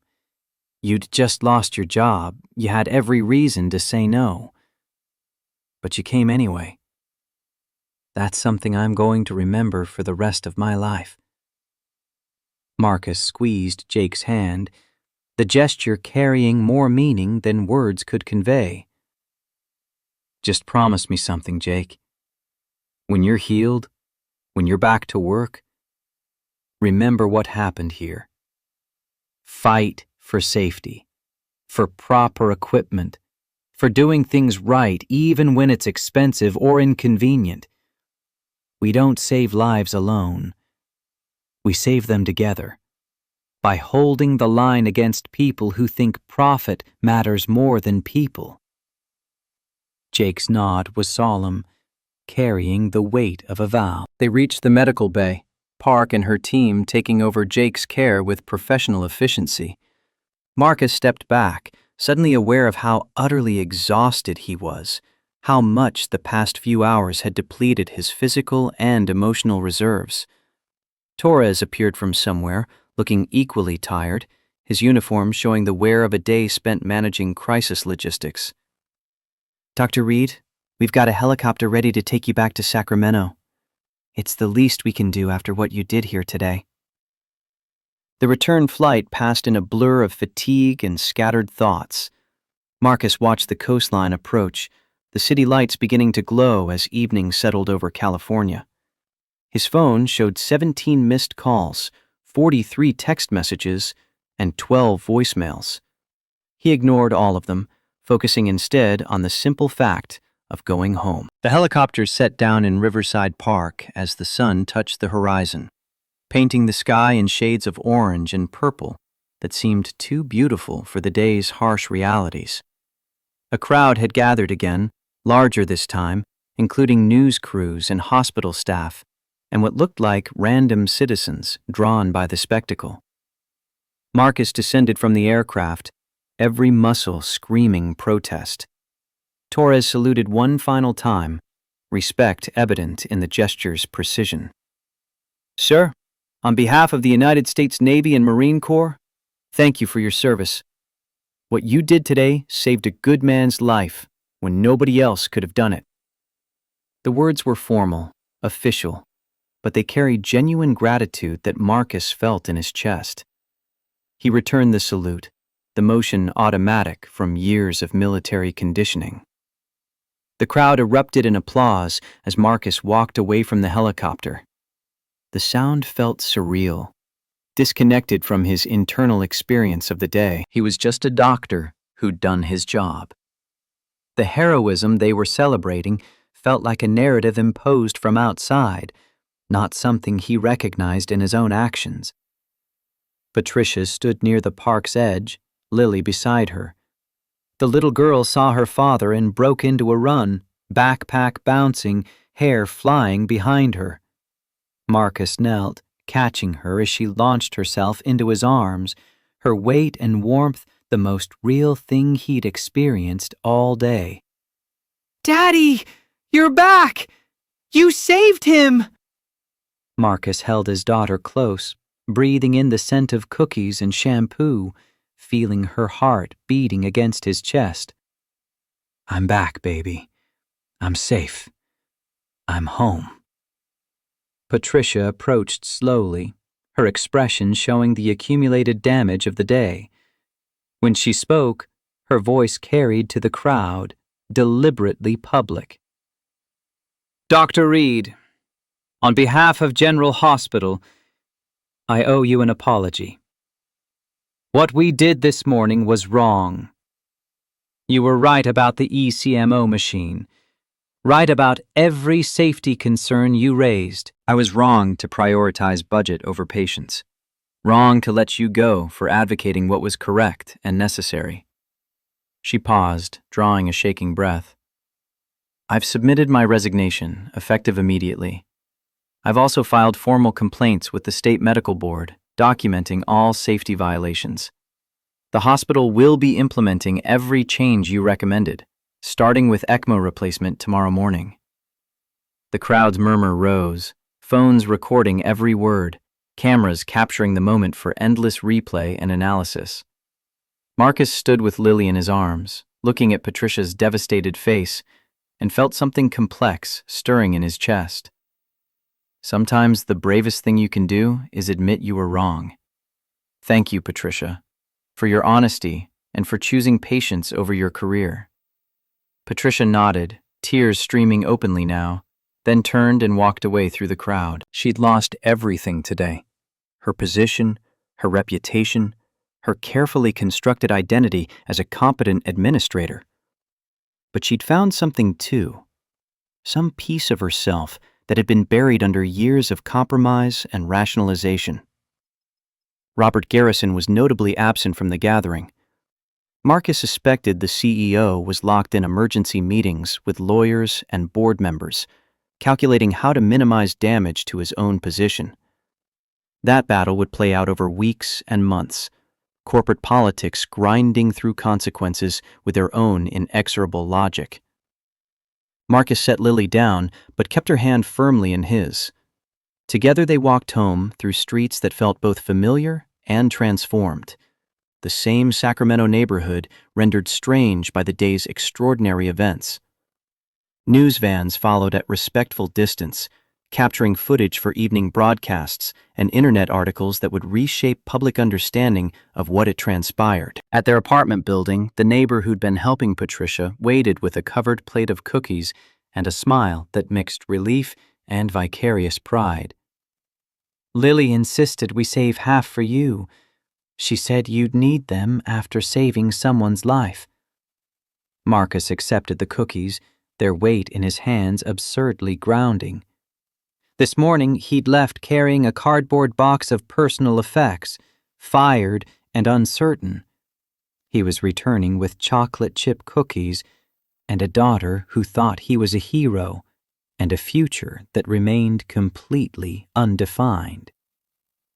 Inside their apartment, Lily launched into a detailed account of cookie making, while Marcus half listened, his mind still processing everything that had occurred. The normalcy of her chatter, flour explosions, arguments about chocolate chip distribution, the neighbor's cat that had tried to steal dough, provided an anchor point, something untouched by professional catastrophe and public drama. His phone rang again. Dr. Vance's number. Marcus answered this time, stepping into the kitchen while Lily settled in front of cartoons. Vance's voice was crisp, businesslike despite the late hour. "Dr. Reed, I'll be brief because I suspect you're exhausted. General Hospital's board of directors has been in emergency session all afternoon. Robert Garrison will be asked to resign tomorrow morning. The board wants to offer you the position of chief medical officer. $420,000 annual salary, complete authority over all clinical decisions, with specific veto power on any budget choices that impact patient safety." Marcus leaned against the kitchen counter, processing the offer that transformed his situation from unemployed to significantly empowered in the space of 12 hours. "Why me? They could hire anyone with better credentials and less baggage." Vance's laugh was dry.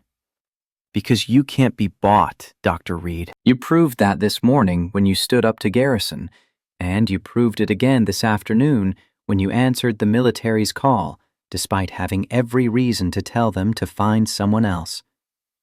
The board needs someone who will prioritize patients over profit, someone the public and staff can trust. Right now, you're the only candidate who fits that description."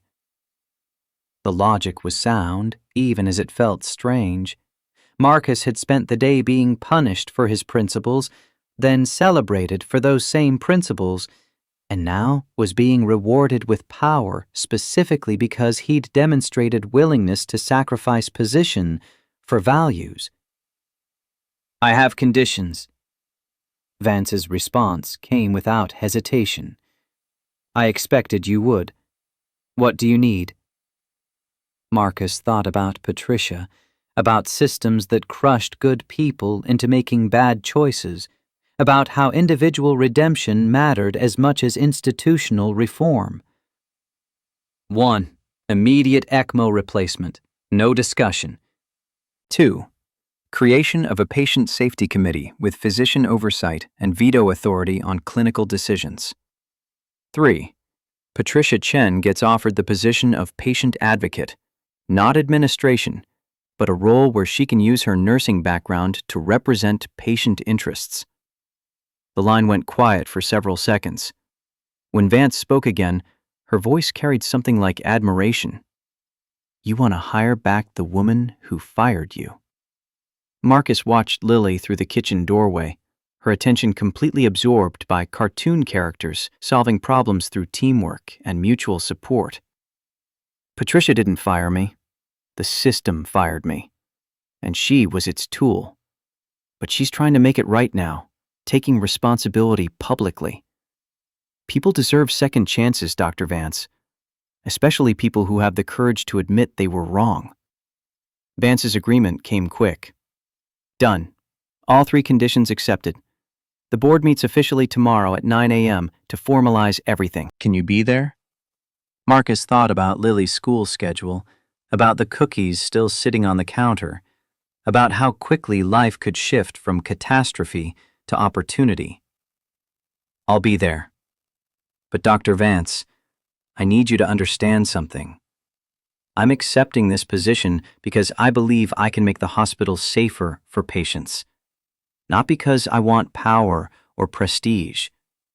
If the board ever tries to prioritize profit over safety again, I'll fight them just as hard as I fought Robert Garrison. Harder, probably. Vance's response carried conviction. Dr. Reed, that's exactly why we want you. The board has learned a very public, very expensive lesson today about what happens when administration overrules clinical judgment. They're not interested in repeating that experience. You'll have the authority you need. Use it well. The call ended, leaving Marcus alone in his kitchen with the weight of unexpected possibility. Chief Medical Officer. Complete clinical authority. The power to prevent situations like the one that had cost him his job just hours earlier. Lily called from the living room. Daddy, come watch with me. It's the good part. Marcus joined his daughter on the couch, pulling her close, half watching animated characters while his mind continued processing the day's extraordinary arc. This morning's certainty had been shattered and reformed into something new. Something he hadn't anticipated, but somehow felt inevitable. His phone buzzed one more time. A text from Torres. Jake is resting comfortably. Doctors say he'll make a full recovery. Wanted you to know the outcome of your work. Marcus smiled, the simple confirmation more meaningful than all the day's dramatic reversals. Jake Morrison would live, would return to his family, to whatever future he chose to build. That outcome justified everything else. The risk, the uncertainty, the public spectacle. Lily looked up at her father, her expression serious. Daddy, at school we had to write about our hero. I wrote about you. Marcus's throat tightened. You did? What did you write? Lily pulled a folded paper from her backpack, carefully smoothing it before reading aloud.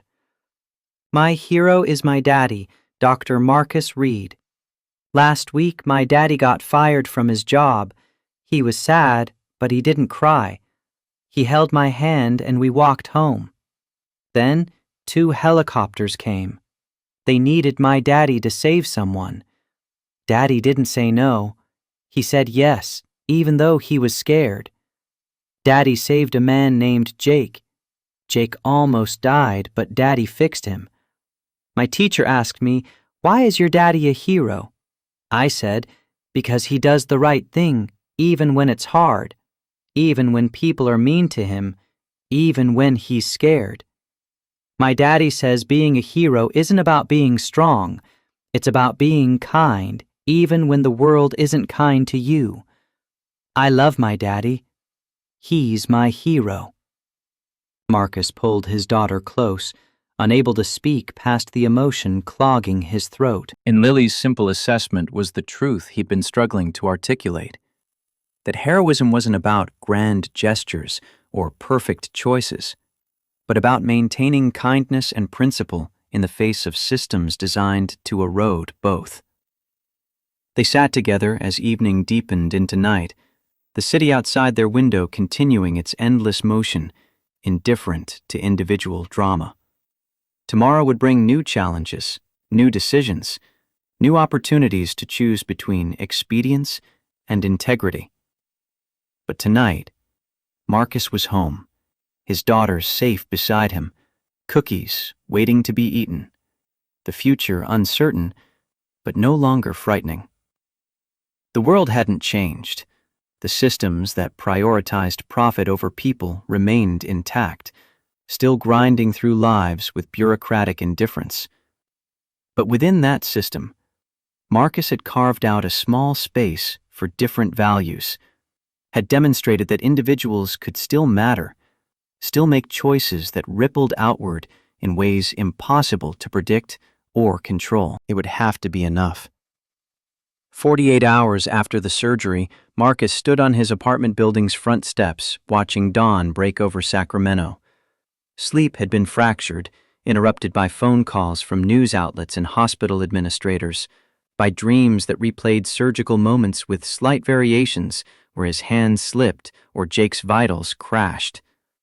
Lily was still asleep inside, curled under blankets decorated with stars, her breathing the steady rhythm of childhood unburdened by consequence. The black sedan arrived precisely at 6:30, its presence feeling both expected and surreal. Dr. Eleanor Vance emerged from the passenger seat, her silver hair pulled back severely, glasses catching the early light. She moved with the efficiency of someone who'd spent decades navigating bureaucratic minefields, her posture suggesting this meeting was simply one more negotiation in a career built on them. Dr. Reed, thank you for agreeing to meet before the board session. Marcus gestured toward a coffee shop 2 blocks away, the kind of place that opened early for construction workers and insomniacs. They walked in silence, the city still quiet enough to hear their footsteps echo off storefront windows. Inside, Vance ordered black coffee with the precision of someone who'd given that order 10,000 times. Marcus got the same, his taste buds too deadened by stress to register preference. They claimed a corner booth, vinyl seats cracked from years of use, table surface showing the ghosts of countless coffee rings. Vance pulled a manila folder from her briefcase, sliding it across the table. The formal offer. Chief Medical Officer position, $420,000 annual salary, full benefits package, contractual authority over all clinical decisions with explicit veto power on budget allocations affecting patient care. The board approved everything unanimously at 6 this morning. Marcus opened the folder, scanning contract language written in the dense prose lawyers favored. The terms matched what Vance had outlined over the phone, but seeing them formalized made the opportunity feel simultaneously more real and more daunting. What about Robert Garrison? Vance's expression hardened into something that resembled satisfaction. He submitted his resignation last night at 11 p.m., effective immediately. The board accepted it within 10 minutes. He's already cleared out his office.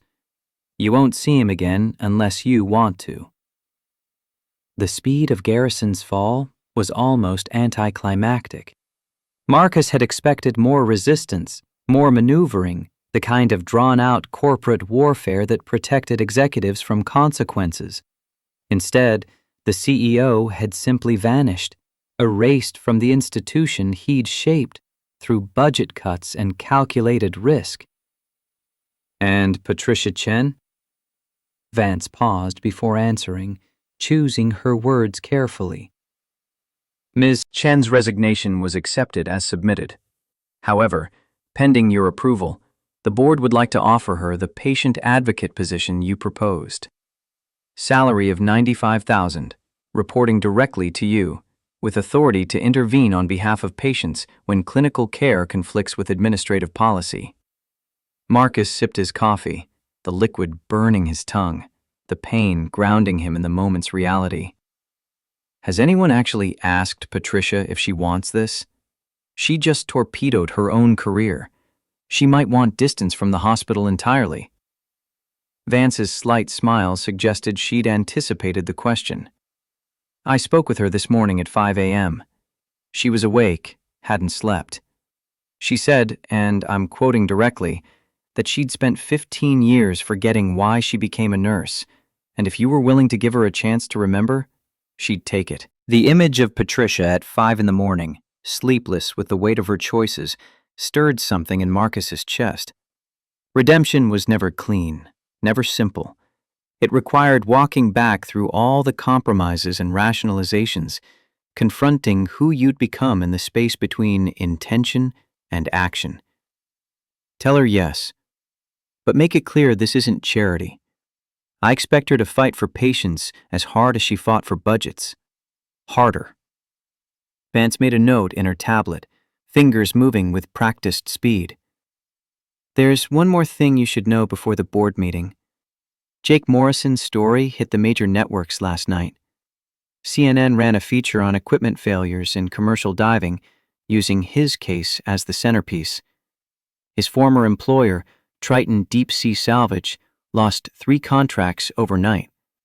The company's CEO issued a statement blaming Jake for the accident. Marcus set his cup down hard enough that coffee sloshed onto the table. They're blaming the victim?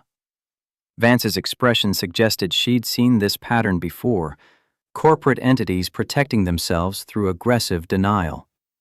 Standard crisis management playbook: deflect responsibility, question the employee's competence, muddy the narrative enough that liability becomes arguable.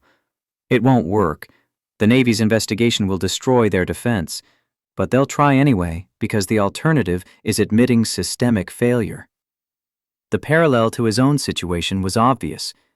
If Marcus had died during the surgery, or if Jake had died despite his intervention, the narrative would have shifted.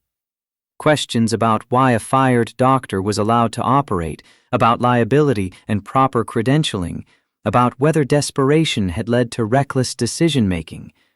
Success created heroes. Failure created scapegoats. Marcus pulled out his phone, typing a message to Torres. Can you give me Jake Morrison's contact information? I'd like to check on his recovery. The response came within seconds. Already cleared it with Jake. He wants to talk to you too.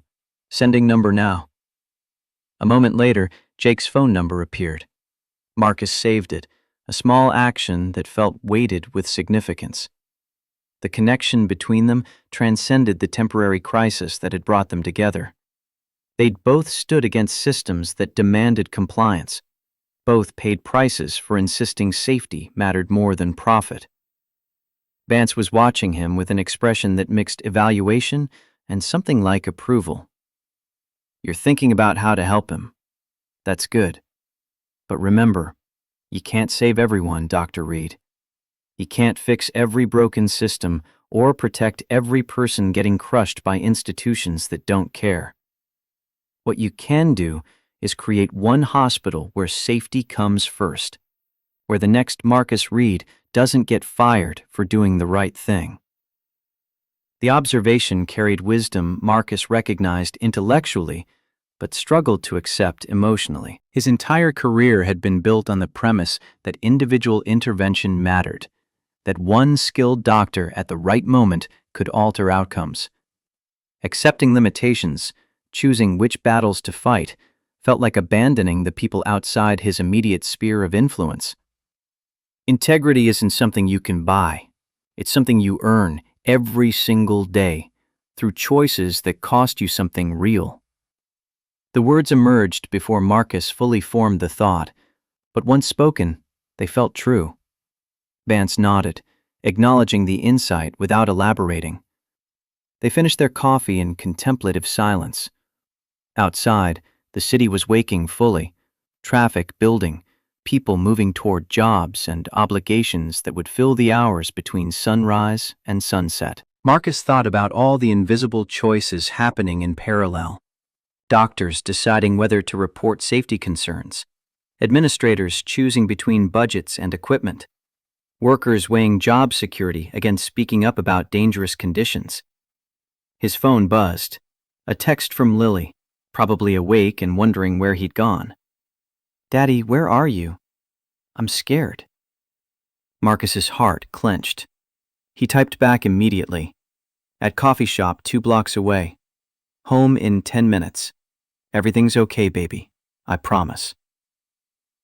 Vance noticed his expression shift, read the parental concern written plainly across his features. "You should go. The board meeting isn't until 9. Spend the morning with your daughter. She's been through her own trauma these past 2 days."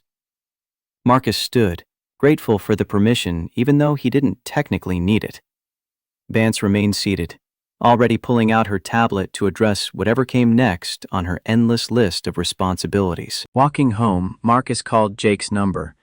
The phone rang 4 times before connecting, Jake's voice emerging rough with sleep and residual pain. "Dr. Reed?" The question carried hope and uncertainty in equal measure. Marcus found himself smiling despite the early hour and accumulated stress. "How are you feeling, Jake?" A pause while Jake apparently shifted position, the sound of hospital bed mechanics whirring in the background. "Like I got hit by a truck and then put back together by a wizard. The Navy doctors say I'm healing ahead of schedule. They also say that without what you did, I'd have maybe a 10% survival chance. So I'm feeling pretty grateful, Doc." Marcus turned onto his street, his apartment building visible 3 blocks ahead. "I'm glad you're recovering. I wanted to check in, make sure the aftermath wasn't overwhelming you." Jake's laugh came out bitter. "You mean, am I handling being publicly blamed for my own near-death experience? My former employer released a statement yesterday saying I violated safety protocols, that the accident was preventable if I'd followed proper procedures. They're trying to paint me as incompetent." The fury Marcus had felt at the coffee shop returned, sharper now. "That's corporate liability management. They're protecting themselves at your expense. It won't hold up under Navy investigation, but the public narrative might stick regardless." Jake's response carried surprising calm. "I know, and I don't care anymore. The Navy offered me a consulting position yesterday afternoon. Safety oversight for all deep-sea contract work, reporting directly to the procurement division. They want someone who understands the pressure contractors face to cut corners, someone who won't accept equipment that's good enough when it should be certified safe." Marcus stopped walking, struck by the parallel trajectory of their situations. Both fired or blamed for safety advocacy. Both offered positions specifically because they'd demonstrated unwillingness to compromise principle for convenience. "That's extraordinary, Jake. Congratulations." The younger man's voice carried emotion Marcus recognized from his own recent experiences.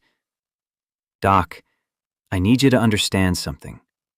3 months ago, I was just a welder trying to do my job without dying.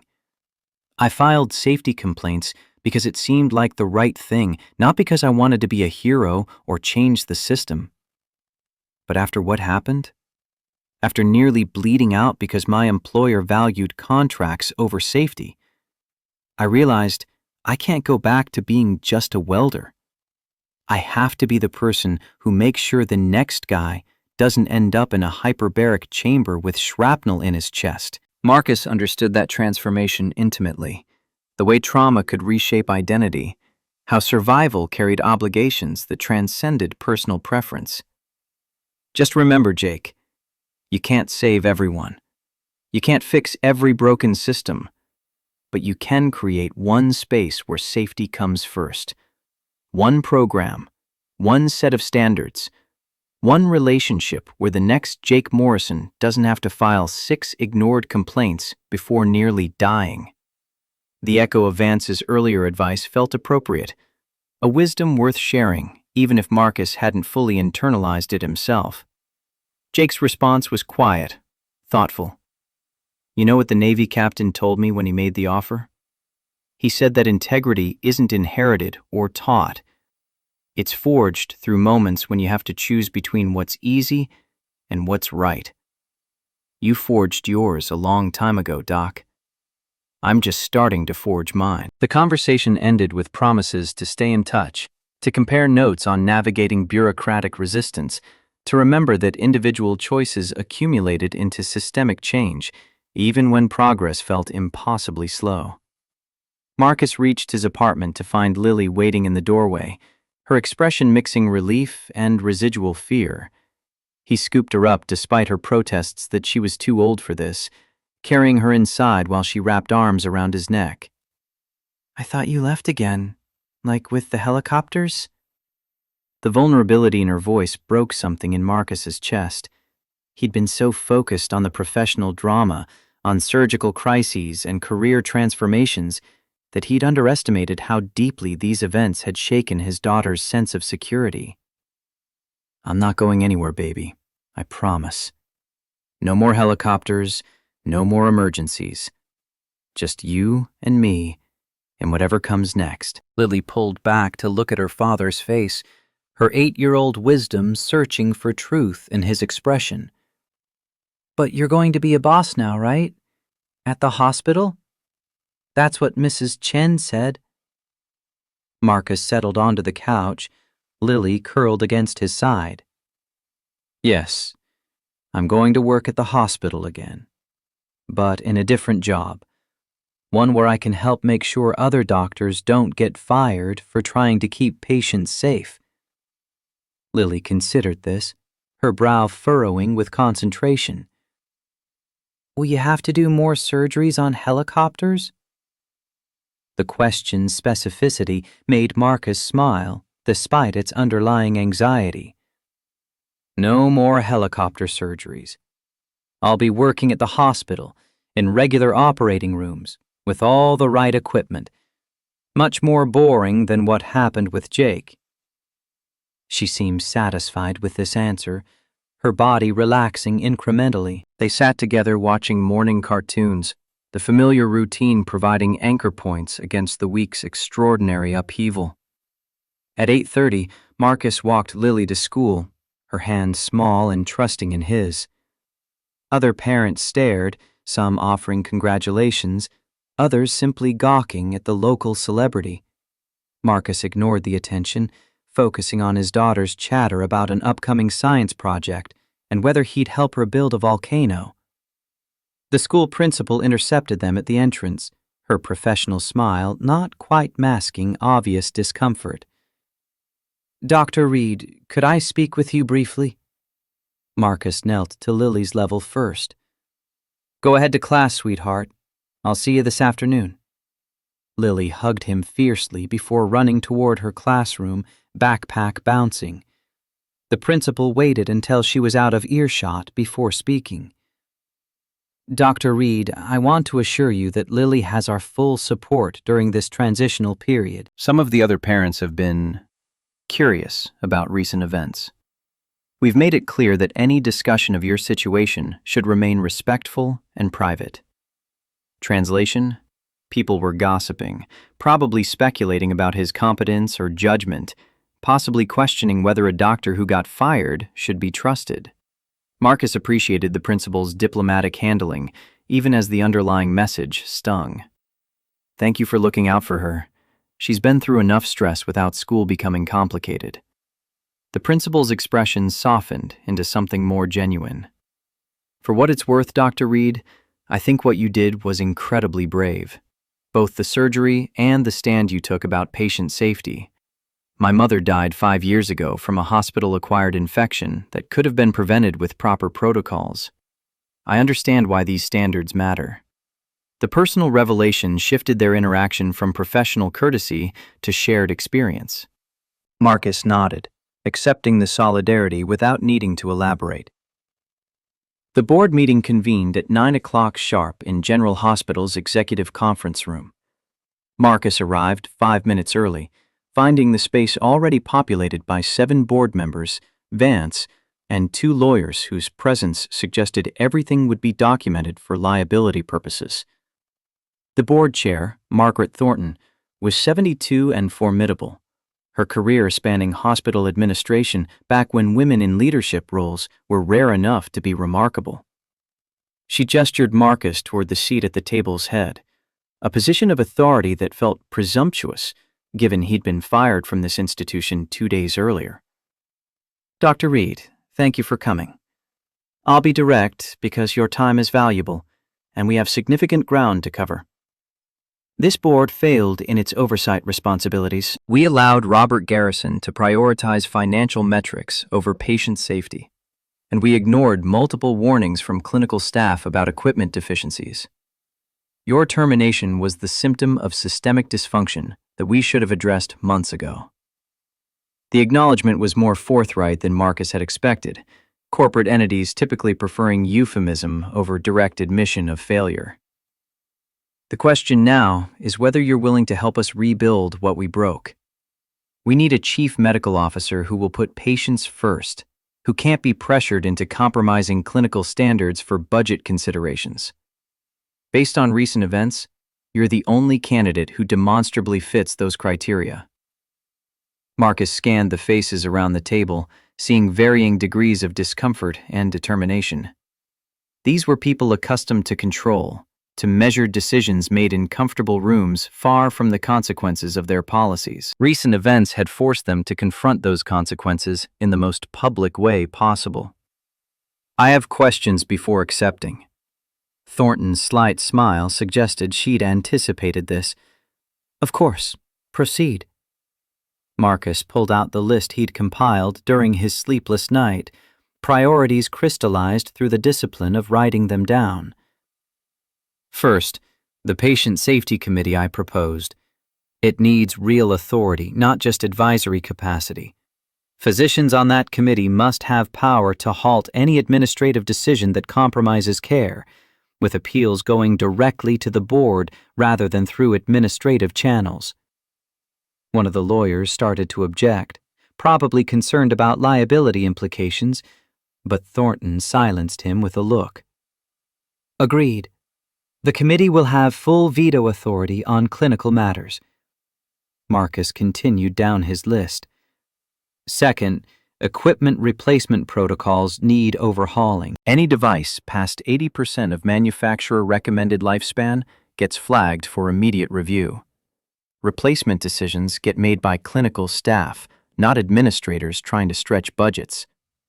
A board member Marcus didn't recognize, younger than the others, raised his hand slightly. Dr. Reed, that policy could significantly increase annual capital expenditures. We need to balance safety with fiscal sustainability. Marcus met the man's eyes directly. With respect, that's exactly the logic that got us here. Equipment failure kills people. The liability exposure from a single patient death due to defective equipment far exceeds the cost of proactive replacement. We're not balancing safety with sustainability. We're investing in safety as the foundation of sustainability. Thornton intervened before the board member could respond. Dr. Reed is correct. The cost of yesterday's public relations disaster, combined with potential litigation exposure, exceeds our entire annual equipment budget 3 times over. Proactive replacement is the fiscally responsible choice. Marcus noted the shift in framing, how safety concerns translated into financial logic these board members could accept.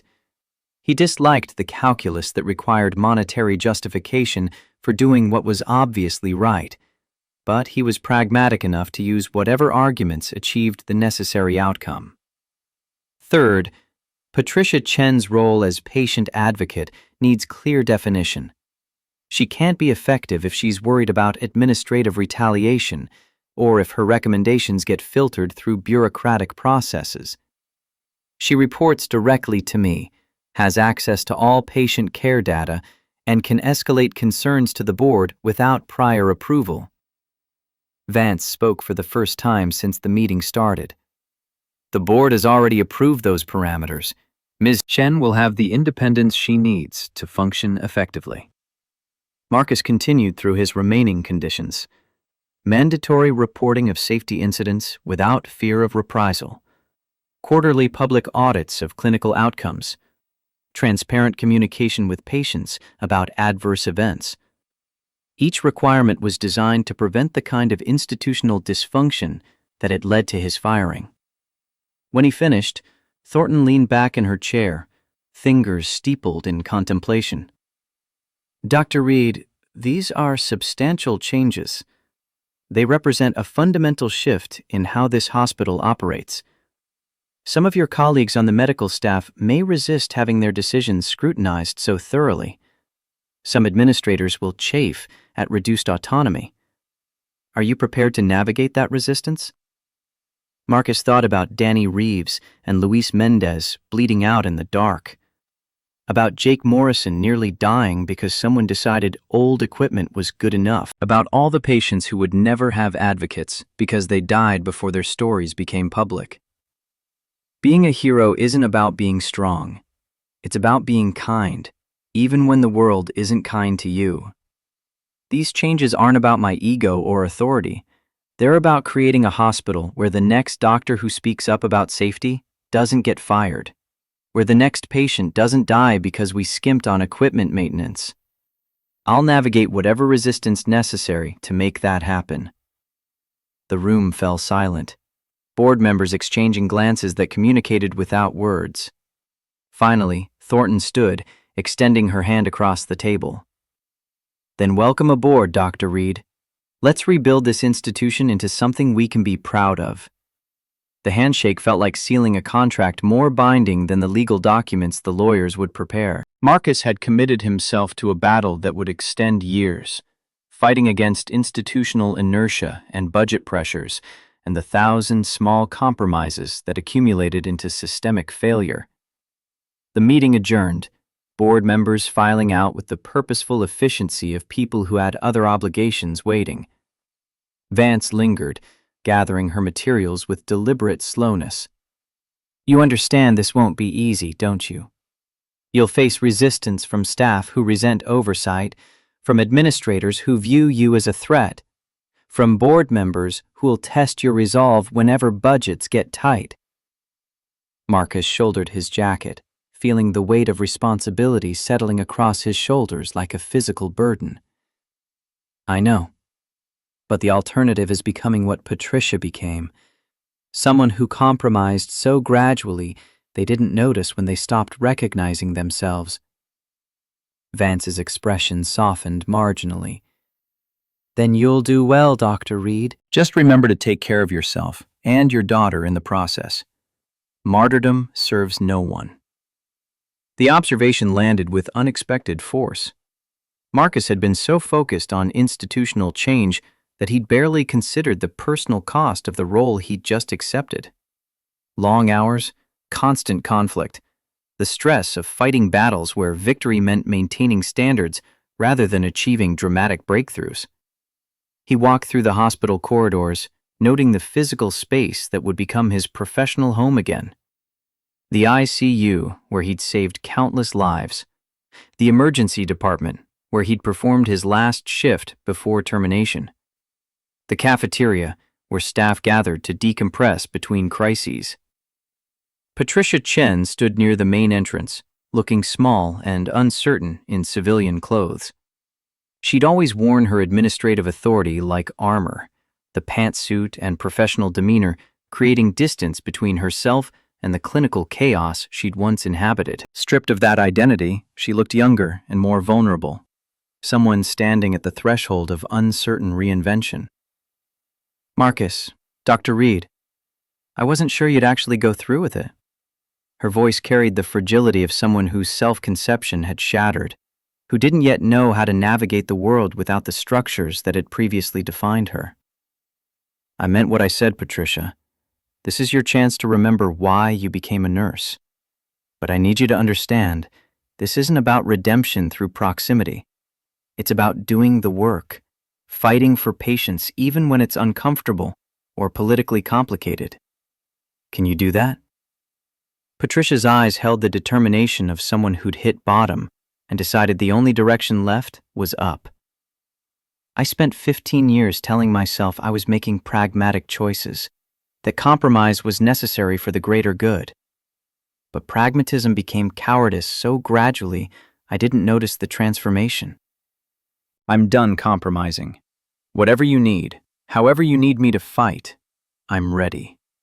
Marcus nodded, accepting the commitment even while knowing words were easy and sustained action would be the real test. Then we start Monday. First task is reviewing every piece of equipment in this hospital and flagging anything questionable. Second is building relationships with the nursing staff. They'll know where the problems are if we ask the right questions. Patricia's slight smile suggested recognition of the irony. I used to be one of them, before I forgot. They walked together toward the parking lot, two people carrying the weight of recent history, bound by shared understanding that institutions didn't change through proclamations or good intentions, but through sustained daily choices to prioritize what mattered over what was easy. Marcus's phone rang as he reached his car. Jake Morrison's number. Dr. Reed, I hope I'm not interrupting. The younger man's voice carried excitement that transcended his ongoing recovery. Not at all, Jake. What's happening? A pause while Jake apparently gathered his thoughts. The Navy investigation into Triton deep-sea salvage released preliminary findings this morning. Every safety complaint I filed is being validated. The welding tanks that exploded were 14 months past certification, and the company had falsified inspection records to avoid replacement costs. The CEO and operations director are both facing criminal charges for falsifying federal safety documents. Marcus felt satisfaction surge through his chest, the vindication Jake had earned through nearly dying. That's excellent news. Your complaints created the paper trail that made this prosecution possible. Jake's response came quiet but fierce. Doc, I need you to know something. If you hadn't saved my life, if I'd died on that table, this investigation wouldn't have happened. The company would have buried my complaints, called my death an unfortunate accident, and kept operating with the same defective equipment. The next diver would have died too, and the one after that. You didn't just save me. You saved everyone who would have died because the system protected corporate profits over worker safety. The observation forced Marcus to confront implications he'd been avoiding. Individual intervention did matter, not just in the immediate crisis, but in the ripples that extended outward through time. Jake's survival had triggered consequences that would reshape how commercial diving operations functioned, establishing precedents that would protect people who didn't even know they'd been at risk. You're giving me too much credit, Jake. You're the one who filed those complaints, who created the documentary evidence. I just kept you alive long enough for that evidence to matter. Jake's laugh carried affection, mixed with disagreement. However you want to frame it, Doc. But I'm telling you, people are watching what happened between us. Watching how a fired doctor answered the call anyway, how someone nearly killed by corporate negligence survived to testify. The story is bigger than us now. It's becoming proof that individuals can still fight systems and win. Marcus thought about Lily's essay, about being kind when the world wasn't kind to you, about maintaining integrity when every incentive pushed toward compromise. Maybe Jake was right. Maybe their connected stories would resonate beyond immediate circumstances, would provide templates for others facing similar choices between convenience and principle. The call ended with promises to meet for coffee once Jake completed his recovery and relocated to San Diego for his Navy consulting position. Marcus sat in his car, key in the ignition but not yet turning it, processing the accumulation of the morning's conversations and commitments. His phone buzzed with a text from Lily. Daddy, I got an A on my hero essay. Teacher said it made her cry. Love you. Marcus smiled, the simple message anchoring him against the weight of professional responsibility. Whatever happened with the hospital, whatever battles he'd face implementing changes or navigating resistance, he'd done something right in raising a daughter who understood that heroism meant kindness sustained through difficulty. He drove home through midday traffic, Sacramento unfolding around him in its familiar patterns. The city looked the same as it had 3 days ago, before helicopters and surgery and career transformation. But Marcus's relationship to it had shifted, his place in its structures redefined through choices that had felt inevitable in the moment, but whose consequences would shape years to come. At home, he made lunch mechanically, eating without tasting, his mind already projecting forward to Monday when he'd walk into General Hospital not as a terminated contractor, but as chief medical officer. The transition felt surreal, too rapid to process properly, success and vindication arriving with such velocity that celebration seemed inappropriate. His phone rang again, an unknown California number. "Dr. Marcus Reed?" The voice was male, professional, carrying the neutral affect of someone making calls from a prepared script. "Yes, this is Dr. Reed." A brief pause, keyboard clicking in the background. "Dr. Reed, this is James Patterson from the California Medical Board. I'm calling to inform you that we've completed our preliminary review of the complaint filed by Ms. Patricia Chen regarding General Hospital's equipment safety violations. Based on the evidence provided, we're launching a formal investigation into the hospital's practices and equipment maintenance protocols over the past 5 years. Marcus absorbed this information, recognizing how Patricia's public confession had triggered consequences extending beyond her personal redemption. What does this investigation mean for current hospital operations? More keyboard sounds, Patterson apparently reading from a document. The hospital will remain operational, but we'll be conducting unannounced inspections and reviewing all equipment maintenance records. If we find systematic violations, sanctions could range from fines to temporary suspension of certain services, pending corrective action. We'd like to interview you as part of this process, given your direct knowledge of the safety concerns that led to your termination. Marcus agreed to the interview, scheduling it for the following week. The call ended, leaving him contemplating how his individual battle with hospital administration had expanded into state-level regulatory action. Patricia's documentation had created accountability that transcended their personal stories, forcing institutional examination that might reshape how California hospitals approached equipment safety. The afternoon passed in a blur of phone calls and administrative details. Contract signatures, insurance paperwork, orientation schedules for his new position. The bureaucratic machinery of employment grinding through its standard processes, indifferent to the extraordinary circumstances that had created the opportunity. At 3 o'clock, Marcus walked back to Lily's school, arriving early enough to watch children streaming from classrooms, their energy and noise a stark contrast to the measured conversations that had dominated his day. Lily emerged, clutching her graded essay, waving it triumphantly as she ran toward him. They walked home hand in hand, Lily's chatter about playground politics and classroom dynamics providing welcome distraction from professional complexity. She wanted to celebrate her essay grade with ice cream, a request Marcus couldn't refuse despite his general preference for healthier options. At the ice cream shop, they claimed a corner booth, Lily attacking her chocolate sundae with single-minded focus, while Marcus picked at vanilla soft serve. Other customers recognized him from news coverage, some staring openly, others offering thumbs up or quiet words of support. Marcus acknowledged the attention minimally, uncomfortable with the celebrity, but understanding it came with the territory of public drama. "Daddy, when you're the boss at the hospital, will you be too busy to pick me up from school?" The question carried anxiety Lily was trying to mask through casual delivery. Marcus set down his spoon, giving her his full attention. "I'll always pick you up from school, baby. That's non-negotiable."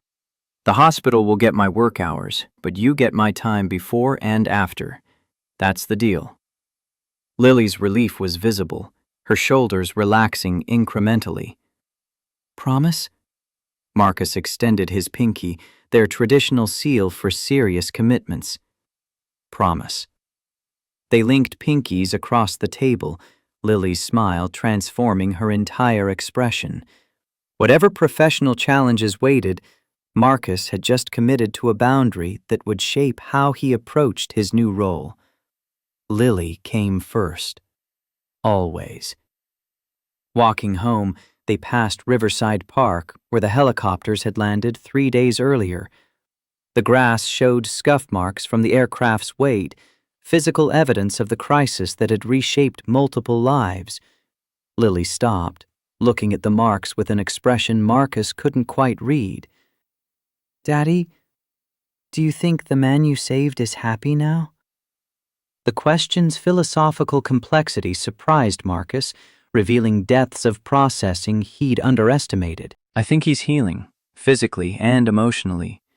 And I think he's grateful to be alive, to have another chance at building the life he wants. Lily considered this, her 8-year-old wisdom working through implications. So sometimes bad things happen, but then good things come from them? Marcus knelt, bringing himself to her eye level. Sometimes, yes. But the good things don't erase the bad things. They exist alongside each other, and we have to hold both truths at the same time. Jake almost died, which was terrible. But he survived, and now he's helping make sure other people don't face the same danger. Both things are true. Lily nodded solemnly, filing this lesson away in whatever mental framework children used to make sense of adult complexity. That evening, after Lily had gone to bed, Marcus stood at his apartment window looking out over Sacramento's sprawling lights. Somewhere in those illuminated squares were people making choices about safety versus cost, principle versus convenience, the easy path versus the right one. Some would choose well, others wouldn't. And the consequences would ripple outward in patterns too complex to predict or control. His phone showed a final text from Patricia. First day Monday. I'm terrified and grateful in equal measure. Thank you for seeing who I could be instead of who I'd become. Marcus typed back, we all deserve second chances. The hard part is earning them every day after. He thought about Jake recovering in San Diego, about board members uncomfortable with new oversight, about nurses and doctors who'd navigate the changes he'd demanded. All of them connected through invisible threads of choice and consequence, individual decisions accumulating into institutional transformation. The city lights blurred as Marcus's exhaustion finally caught up with him. Monday would bring new challenges, new resistance, new opportunities to choose between what was easy and what was right. But tonight, he was simply a father in a small apartment, grateful for his daughter's safety and the chance to build something better from the ruins of what had broken. Tomorrow would take care of itself. Tonight was for rest and the quiet satisfaction of knowing he'd maintained his integrity even when the cost had seemed unbearable. That had to be enough. And somehow, looking at the city spread out before him, full of people navigating their own struggles between principle and expedience, it was.